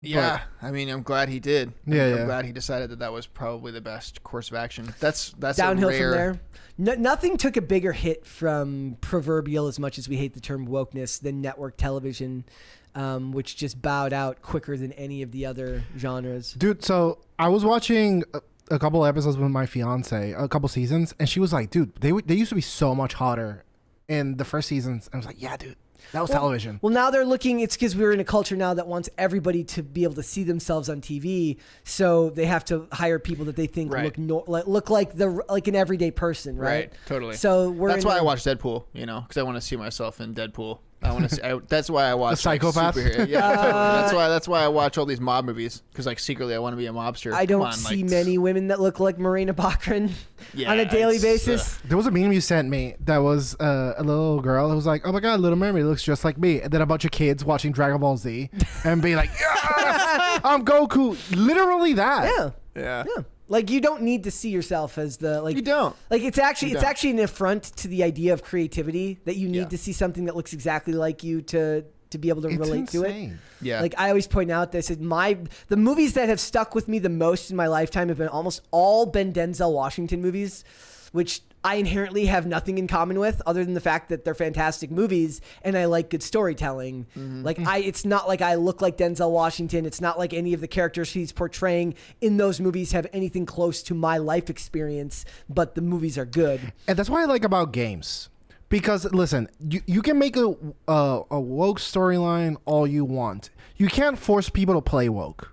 You know what I mean? Yeah. You can't force people. I'm sure you can make it into the game where if you press X, you're holding, the communist fist and being like, Black Lives Matter. But like, you can't force the person to press the button. Yep. You know what I mean? And that's why I think gaming is the superior art form currently. Seems like it. Because right? try as you might, you'll play as you are. Yep. Or as you want to be. Yeah. And honestly, God bless Japanese game developers for still holding it down. Yeah. Good point. Do you think that changes, or do you think they hold strong? I mean, We'll see. Yeah. I don't know if they get ESG over there, but The other thing that's funny about this is somebody points out, they're like, look, one of the comments is, I must report this filth to Ofcom. That's the regulator out there. It says, I'd better watch next week to see if it gets any worse. Wait, so what? So it's like, oh my God, it's horrible. Show me more. That's like, it's like, right. But it's like, what are they like? Somebody points out in the comments here, it says it's not M word. It's just demonstration. They're talking about the show I was mentioning before, like showing kids naked adults. It's scary weird, that like man. what people can rationalize as something if it sounds pseudo intellectual enough to them. They're like, it's almost like people are inherently, they're either too afraid to stand on what they believe, or they're not sure they know enough about this. Like if somebody just spews a bunch of big words at you and says this is true, a lot of people will just defer and say, oh, well, then it must be true, right? So if some douche canoe at the BBC gives you some pseudo-intellectual definition as to why it's okay to show this to kids, then they're going to be like, oh, well, what do I know? That he's a college professor. How, like, well, you know right and the wrong. worst... never mind. I was about to Go for it. Dude. For the billionth time, the dumbest people I've ever met in my life was when I was doing my master's degree. I was astounded daily by the stupidity of people What's that at saying? higher education. Yeah. An idea so dumb only a college professor could come up with it. Like I mean, I have to agree. You've had some stories about that too. Like what is the worst What's your story that master's came in out as of? well? Emerging digital practices. What is the interesting. worst story you had that came out of that? Oh my God, dude. So it was in a class called Visual Programming 2. Okay. Right? And we were all doing our programming projects. I designed a website with the software. I did pretty good. Some guy made a whole Gundam episode on there. Sick. This Gundam chick rules. made a frame, like a real life frame, nothing programmed. And in the frame, she like stapled a bunch of bras, and then she played a YouTube playlist of the women's suffrage movement. Dude, and she got a I don't know what to 100. believe. By the way, Like, this is so the level of programming that she did. It was play video. Dude. She got a 100. Of course she did. Because what else is that professor going to do? And you've also had people What are they gonna tell do? like you've had people, what was it, Beyonce, you criticized Beyonce or something like that? Oh, okay. So I had to write a 15-page paper on Beyonce's whatever next psyop dog shit album that she had. I don't give a hell. Hey, we're all part of the Beehive. No, we're not. We're literally not. Bad. And by the way, I literally worked for her brand at one time, and it was incredible. Wow. It was actually very impressive reading the Before rules you that go she on, had. did you know that Beyonce and Jay-Z, who just bought the most expensive house ever sold in California, bought it with cash? I can I'm not imagine. surprised. $200 million I in can cash. imagine. That seems totally. Don't you have reasonable. 200 million in your bank? bro? Go ahead. Beyonce. So Beyonce, I had to write a 15-page paper, 15 pages on Beyonce and how the male gaze was like apparent in this stupid freaking song that I can't remember right now. And I got a B because my professor said, you wrote all the right things, but it's as if you don't believe it. And this Which is disproved. Which is by the way, Oh, I don't give a subjective. fuck. Her name was Adrienne Russell. She's a journalist, and she's a freaking hack. Okay. And a Subjective take. freaking idiot. And she gave me I'll never forget this criticism because she was one of the chairs in my paper, and she said, I didn't read it, but I have some critiques. Just let that sink in. That's Wow, amazing. that is incredible. So she's literally just basing that off of what she thinks about you. She has no idea. More or less. Doesn't care about the content. Doesn't care about anything about that. That sounds exactly like university was when I left in 2017 when I got my degree. I got 2 degrees. The same thing though. It's just a same exact thing. It's like all the people. I was just getting tired of that, and then I for some reason went to go work in Hollywood like an idiot.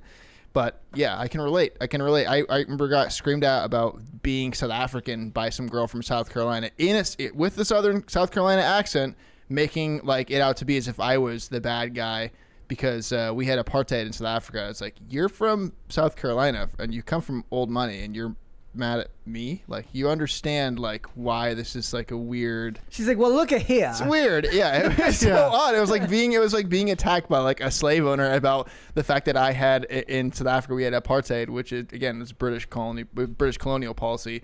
Not She saying probably anything. liked Ronald Reagan too. Yeah, that's the probably. worst part. Dude. Probably. Wouldn't be surprised. I came to the U.S. in 2016. Okay. What a year to come, right? I'm sorry. Yeah, incredible. And so Trump wins, and basically all the classes I went were like half full, and there were people Wow. in front of the buildings offering free hugs and free coffee. Where is this? What do you mind if you ask? University of Denver. No, I mean, Wow. I'm FM. sorry. I'm really And sorry. Denver, bro. huh? yeah. Oh yeah, Damn, dude, bro. that's next level. And my professor, again, another programming course. No, actually, it was 3D modeling. He was like, he gave a whole speech about how love wins in the end, and me being the I like, love the subjective, like artsy nature to like the claims that are just not provable. It's just so Hollywood. Yep. Totally. and me being like an absolute troll. I was like, I'm sorry, did anything happen? And he got livid. He was like, shut up, Dane. You look like you need a hug. That's what I was And Kyle Bowes in the chat is with. I made this comment before, Kyle. I said yes, there would be no Beyonce if Aaliyah had not died in a plane crash. People tend to disagree with me very heavily on that, but Aaliyah was something special. She really Beyonce was. rigged the plane. There's the conspiracy theory. We can talk about. That's we can definitely a talk tin about that. hatter. That's definitely a tin That was hatter. that's a tinfoil hat if Yeah. ever. But yeah, so your college story is like, man, that is Dude, I mean, I've seen every most dark aspects of the culture where I had a manager that told me, Kid, you're great, but you're a man, so we'll never promote you. I was like, Wow, yeah, what do you want me to do with this information? I love that Dude. they say it out loud too. Like Literally, that's- in my it's- review. It's one thing to just think it, and that's bad enough. It's another thing to just unabashedly say it without Literally. without any desire to like keep it to yourself. Dude. The next year, this person won greatest inclusive managers award. Obviously, because Well, it's it is further proof that inclusive just means not white, and not Psycho, male. Or right. not Basically. white, not male. I had it wasn't this one from university, but when I went to Paramount and I just had my name, Serge Dupria, and that's my real name, by the way, not .com, in case you guys were wondering. what? I'm always looking you up in the phone book, and I never find it. I never find it under .com. Phone book? What's Yeah, that? I got- I've never heard of that in my life. Wow, boomer brand. I'm gonna make some. No, anyways, they'd see that. They'd see my name. They'd see it from lived in different countries and everything like that. And then I'd come to like the interview. This is at Paramount in particular, and I could just tell before I even got into the room, like I'm going and meeting this person. I was like, oh, I'm not getting this job. I walked in and I saw the interview, like, are you? Or they look at the name and I'm like, yeah, that's me. And I just know, oh, they weren't expecting a white guy that has kind of sort of an American accent or anything like that. Even though I speak other languages, it doesn't matter. They see that. They see the white guy. They see the white male, and like I just knew. We did the whole interview, and I wasted like 30 minutes of my life knowing the entire time I'm not getting this job. Like, why are we doing this? Like, this is just stupid. Yeah, You yeah. can just say you're not going to get the job. Why? Because you're a white guy. It's like, okay, cool. Yeah, I'll see you later. Bye. I'll see you later. Just total waste of my time. But yeah, it's just it's the same thing. I'm so They judge you before they even know you. Doesn't I'm matter. so good. I'm so glad I'm not good at anything enough that I would have to be discriminated. Like all the jobs that I literally just work like normal jobs that like where they're just like, we'll take you. Like you're a Hey. human body. We'll take Hey, you. I wish I was. Like Honestly. you. I wish I was, dude. Like- that was such a waste of my time. Like your a college waste. stories like shake me to my core. Dude, I mean, I've only said the PG ones that I could say. Like, there's Yeah, so for real. so much real. insane stuff. You got to college in 2016? For my master's, yeah. Yeah, that's crazy. Or I should say American college, because I feel like it's a different Yeah. experience. You know, I mean, yeah. in Puerto Rico, there were a bunch of hippie losers as well, but Yeah, we but got it an wasn't education. it wasn't the whole Yeah. whole system, right? Yeah, totally. I mean, I got English lit major, and I mean there were a bunch of Were there any wackadoodles. classes on justifying 15-person orgies on network television? Oh, there are now. I mean, Not at that point. Like, Not at that point. what does it say about been the six- like? been what 6 is- years, though, What so. does it say about what Hollywood and the media's like view of marriage and culture is, like, as far as relationships, when this is what they see as like the type of television people should be watching in relation to like your experience with the opposite sex? I mean, all the people I saw on the show were straight people, so I don't know if they did. I don't know if there's like. How? Oh, that's disgusting. Just Like- straight people were on the show? How could they do that? But yeah, we could get it taken off the air by calling them bigots. That's Horrible. That is what you so could do. bigoted, man. They're acting as if like the UK has no same-sex couples. That's terrible for inclusivity, and that's not a diverse cast. by the way, so sketch therapy Horrific. is talking about like a famous hippie college in Puerto Rico. In that college, the professors are the drug dealers. La Fupi? Yeah, Sign me up.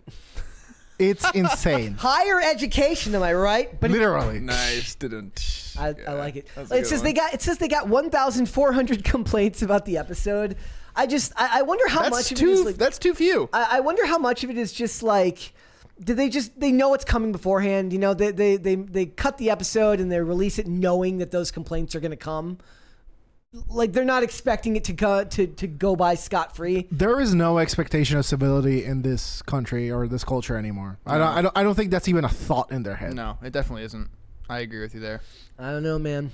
I'm very glad that I got done with like, and I didn't even go like I'm a dummy. I basically got my degree in the back of a cocktail napkin. Like That's like, cool. I have like college for me is like I was still skating full time. Dude, it was the worst mistake of my life. I agree. I kind of agree. I feel like a lot of the stuff that I learned in university, I ended up doing like audio and music stuff, and that was like where I've made my money in my life. I did almost nothing with 2 degrees that I wasted my time doing. But again, immigrant parents, so like you got to get the degree. Yeah, If same. you don't get the degree, like Oh my god, dude, it's gonna be hell to pay. My father like, yelled at me. You're an Yeah. idiot if you I did. tried to leave. And I tried now to leave, and he they- calls me an idiot for taking a degree. Yeah, I know. Insane. Hey, that's crazy. Same exact fight with my father. Dude, I have Same exact one. crippling student loans for Yeah, writing a 15-page paper on Beyonce. Yep. Well, there's like we've got a precedent set by about the last 30 years of television, crazy, dude. 30 years of television, where all the storylines with parents and kids, it's like you need to go to college so that you can get a good job, and like that's been the propaganda that's been going on for ages now. Where it's like if you want to get out of this small town,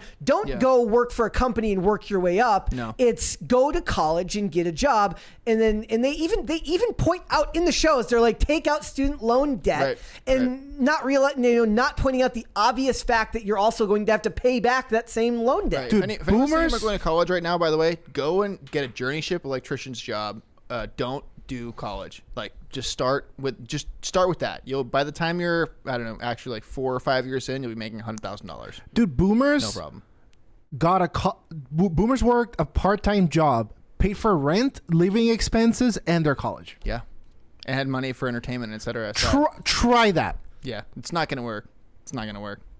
And then it's like buy a house for $40,000. So, like, this person in the chat, LaSalene, mentions they need college for speech pathology. Yes, what I'm saying is, like, there are certain jobs that require you to go to college. There are many other lawyer, jobs. doctor. Like there are ones don't that require you to go to literally college. require that. But if Right. you're going you don't there, have like to just go to college to go to college. That's just a mistake, and I think that's the problem. We've like hammered that into, or at least into the millennial generation. Like, you need to go to college. It's like the most important thing to do. It's not. it's discern not. what you want to go for first, Right. and then figure it out. Don't just show up and take undergrad. Oh, you'll figure it out. Like, no, that's allowing this bubble and of let's face college, it, of like the worth of college. College, It's a racket, dude. It's a huge racket. We're all paid by a guy that has a GED. college, and Like Yeah. our millionaire boss is Literally. a GED. well, it's Like, like the people that start their own companies are Okay. always better at actually navigating the world, Yeah, right? So, but definitely. it's like college and tech companies, in a lot of ways, are just adult daycares. They are. They It is, literally dude, it are. is. They give So you many- food. They give you a place to sleep. They give you everything. It's such a joke, dude. and this is this whole rant started because like I frothed at the mouth when you said college professor, because it's people that they go to elementary school, they go to middle school, they go to high school, that they go to college and they get their master's degree, that they get their whatever next degree, they become a shaman and whatever the hell happens, and then they stay in college. They're babies. They've never had to live in the real world ever, Yeah. because Yeah. Their favorite professor is like, oh, you're as much of a freaking idiot as I am, so you'll carry my torch. They've never had to do a job, whatever, solicitud. I'm sorry, the word isn't coming to me in English.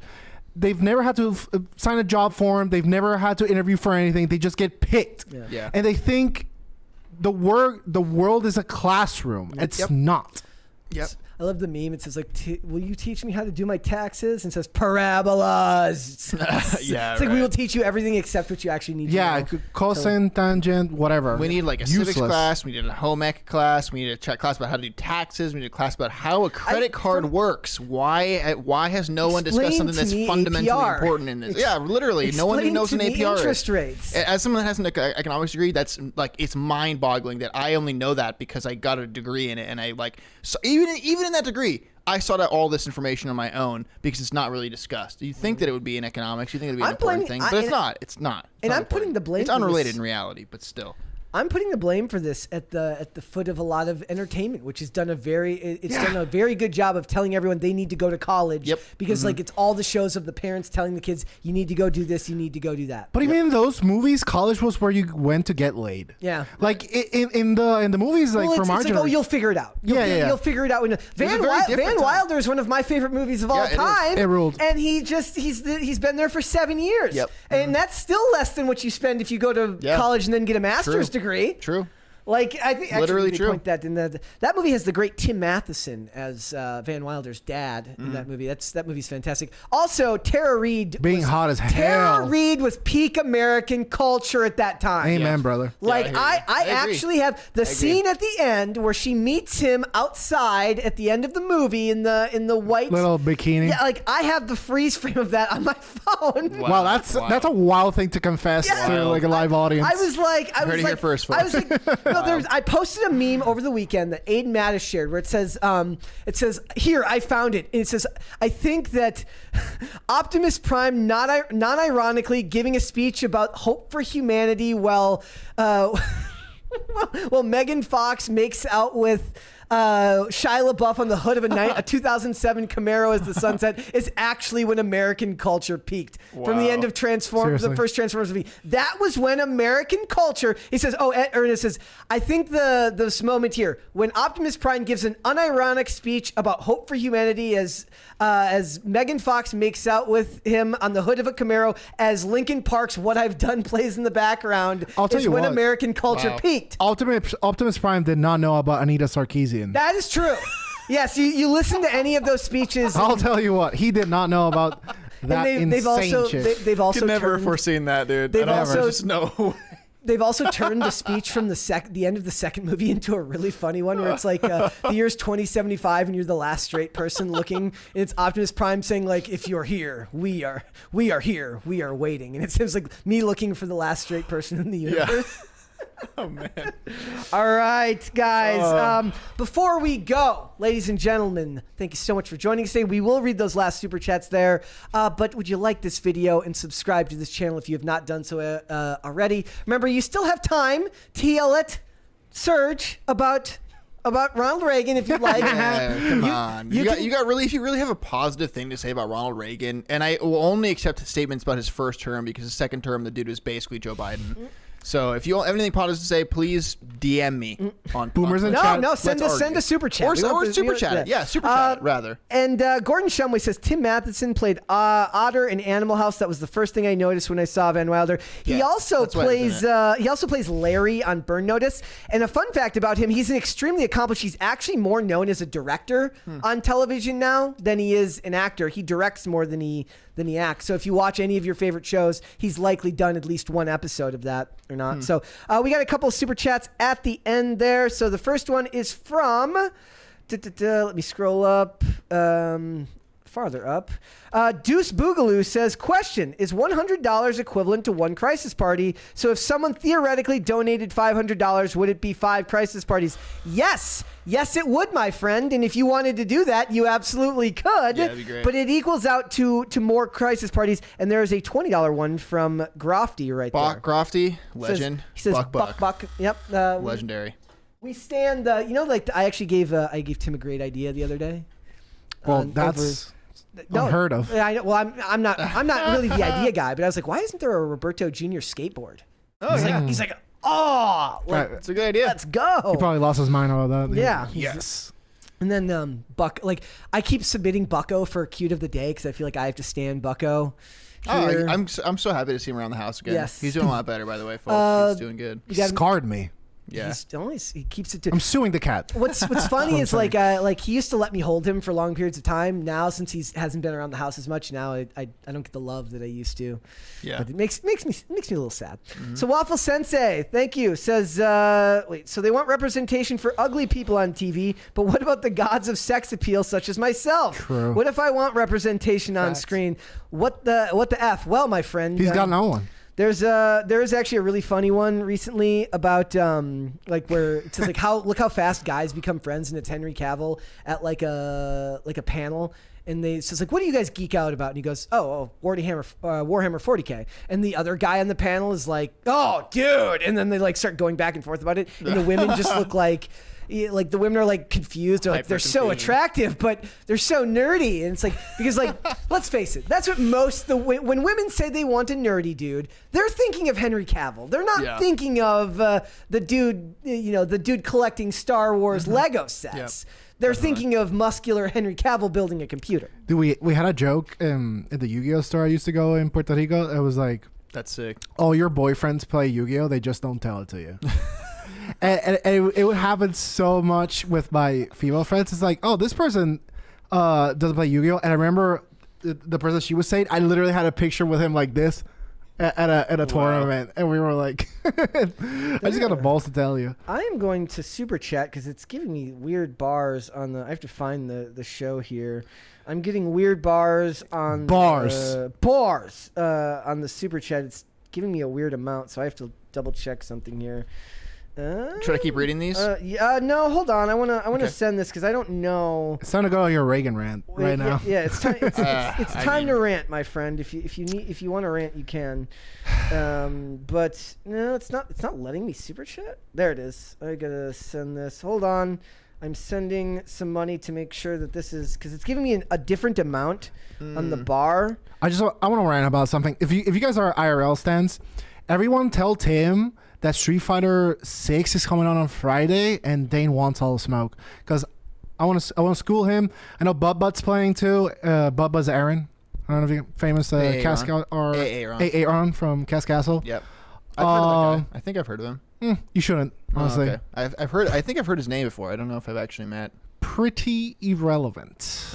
Interesting. But like he wants to play Street Fighter, and we should do it. We should. Wouldn't you guys love to see it? That's a no from Surge. I just had to decide. I was clearly looking up into the sky, thinking about it, and now. After my sass. Because of that, it's just not worth me All right, answering. we're back. It looks like it reset the crisis meter. I think we got the second crisis party, but I can't tell for sure. It's like glitching. But look at this idiot. Brett Dasovich said $5 with no message. Why would you? Because I mean, I was double checking. What All right, send a message, Brett. Whoever you are. Whoever that guy is. Sounds like a Fed. No tax, good tax says, glad I went to a small teaching college and majored in accounting. Political and personal leanings didn't come up at all. Nice. Good choice. Good. That's choice. very good. Accounting, definitely nothing outside of accounting comes up. Go watch the movie The Accountant with Ben Affleck. Ben, did you see the Ryan Long thing about Dude, I don't mind Ben Affleck. I mind Ben Affleck as Batman. Did you see the Ryan Long thing though? I mind Ben Affleck. Where he's like, Ryan Long. Dude is just like dog water opinions on things. Can you give me your take on Ben Affleck Batman as we're here? I haven't seen anything Ben Affleck Batman. Good for you. But there's a Ryan Long bit where it's just like life is pain, and he's reenacting the meme of Ben Affleck smoking outside the building. That's a great meme. Yeah, and he's like J-Lo's the most demanding woman I've ever met. Dude, I mean, to date J-Lo twice, you really have to be a special kind of glutton idiot. for punishment. Yeah, true. All right. Sketch Therapy says, boys. Dane, Boys. do you want to read that one? I don't see it. Buena verte? Can you show me? It should be visible over there. Nope. All right. Shane H. Wilder says, I know a dude who makes $65 an hour as a plumber because he has to work around live gas Oh, wait, lines. I see it. Boys. Hola, Dane. Bueno verte. That means nice seeing you. So I got it right. Sketch Therapy also says, how much did the higher education cost add up? Add it up. Add it up. Add it up. Dane, how much did it cost? What did? Add it up. How much in total? In total. College. Oh, dude. I have to like think about it. I have to, 83 grand. Damn, baby boy. damn, that's total, man. For a 15-page paper on Beyonce. This is the most expensive paper ever written. Wow, that's By incredible. the way, I had a scholarship. Yeah, that's Paid for that's- half. Totally. I was lucky in the first year that I came because I was an international student. Yeah. So Shane H. Wilder, not I'm going to get much. back to this one, says, I know a dude who makes $65 an hour as a plumber because he has to Yep. work around live gas lines, no college needed. Fact. There Yep. you go. Trades. James Orenthal Wen says, which of you boys are going to see The Machine? You guys going to go see that? The Burt Kreischer movie? I just- Not me. I just don't want to hear Burt Kreischer like this. I can't stand him, dude. Talk about a one-trick pony. I mean, I'm glad that he's got a career and stuff like that. Like, good for him. Are but you? I'm not. I'm not gonna go see his movie. No comment. And then Mark Daga says, Ronald Reagan was literally friends with a monkey. Yeah. I think I know what you're talking about. Yeah, but I could literally just go on and on about Ronald Reagan. You really can. I've been nonstop researching this for like the last almost 24 hours at this point, and I thought at first like, wow, okay, Reagan sucked. Oh, There it is. Hell yeah. Thank you, guys. Nice. I'll take a third Thanks, one if y'all. somebody wants to send it. All right, guys. Jerry Maguire. It's a great Legendary movie. movie. Yeah. See, Tom Cruise. Yeah, Tom Cruise. help me help you. Legendary movie. Did Cuba Gooding Jr. go to jail? I feel like he went to jail recently for something. Well, that's racist of you to think that. No, he got in trouble. Okay, no, I got to figure out what happened to Cuba Gooding Jr. Hold on. I look like Burt Kreischer. Ban that guy. Cuba Gooding Jr. Imagine. What?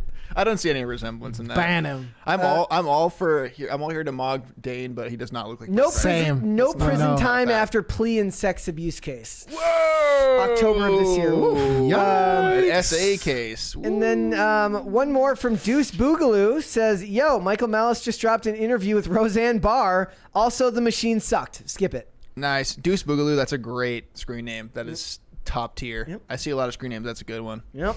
Yeah. All right, guys, before we go, would you like this video and subscribe to this channel if you have not done so already? I am glad that none of you took up your chance to yell at Serge about Ronald Reagan. Yeah, I'm not. I mean, I could go on. He'll about that fight with dude. you on Twitter. There's no boomers in chat. Yep.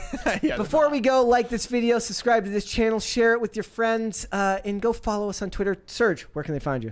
Hey guys, you can watch me on Timcast IRL probably this evening if you tune in. Probably. Yeah, you can argue with me on Twitter. I've been making a lot of hot takes like State Street and Vanguard and BlackRock own the world, and they are a big part of the problem. You can disagree with me, but you're wrong. Yeah, it's been fun. I really had a good time with this today, guys. So appreciate it. Perfect. All right, Dane, where can they find you? Well, guys, if you want to help me in my losing battle with irrelevancy, follow me on Twitter at Dane Font. And now I shall spell that out for you. DANEFONT. Wow, I spelled my name wrong. I'm a freaking idiot. I was looking for you to spell font FAUNT or something crazy. Font. That's amazing. That's something I would do and then not catch it till later, and then be Yikes, even dude. more embarrassing.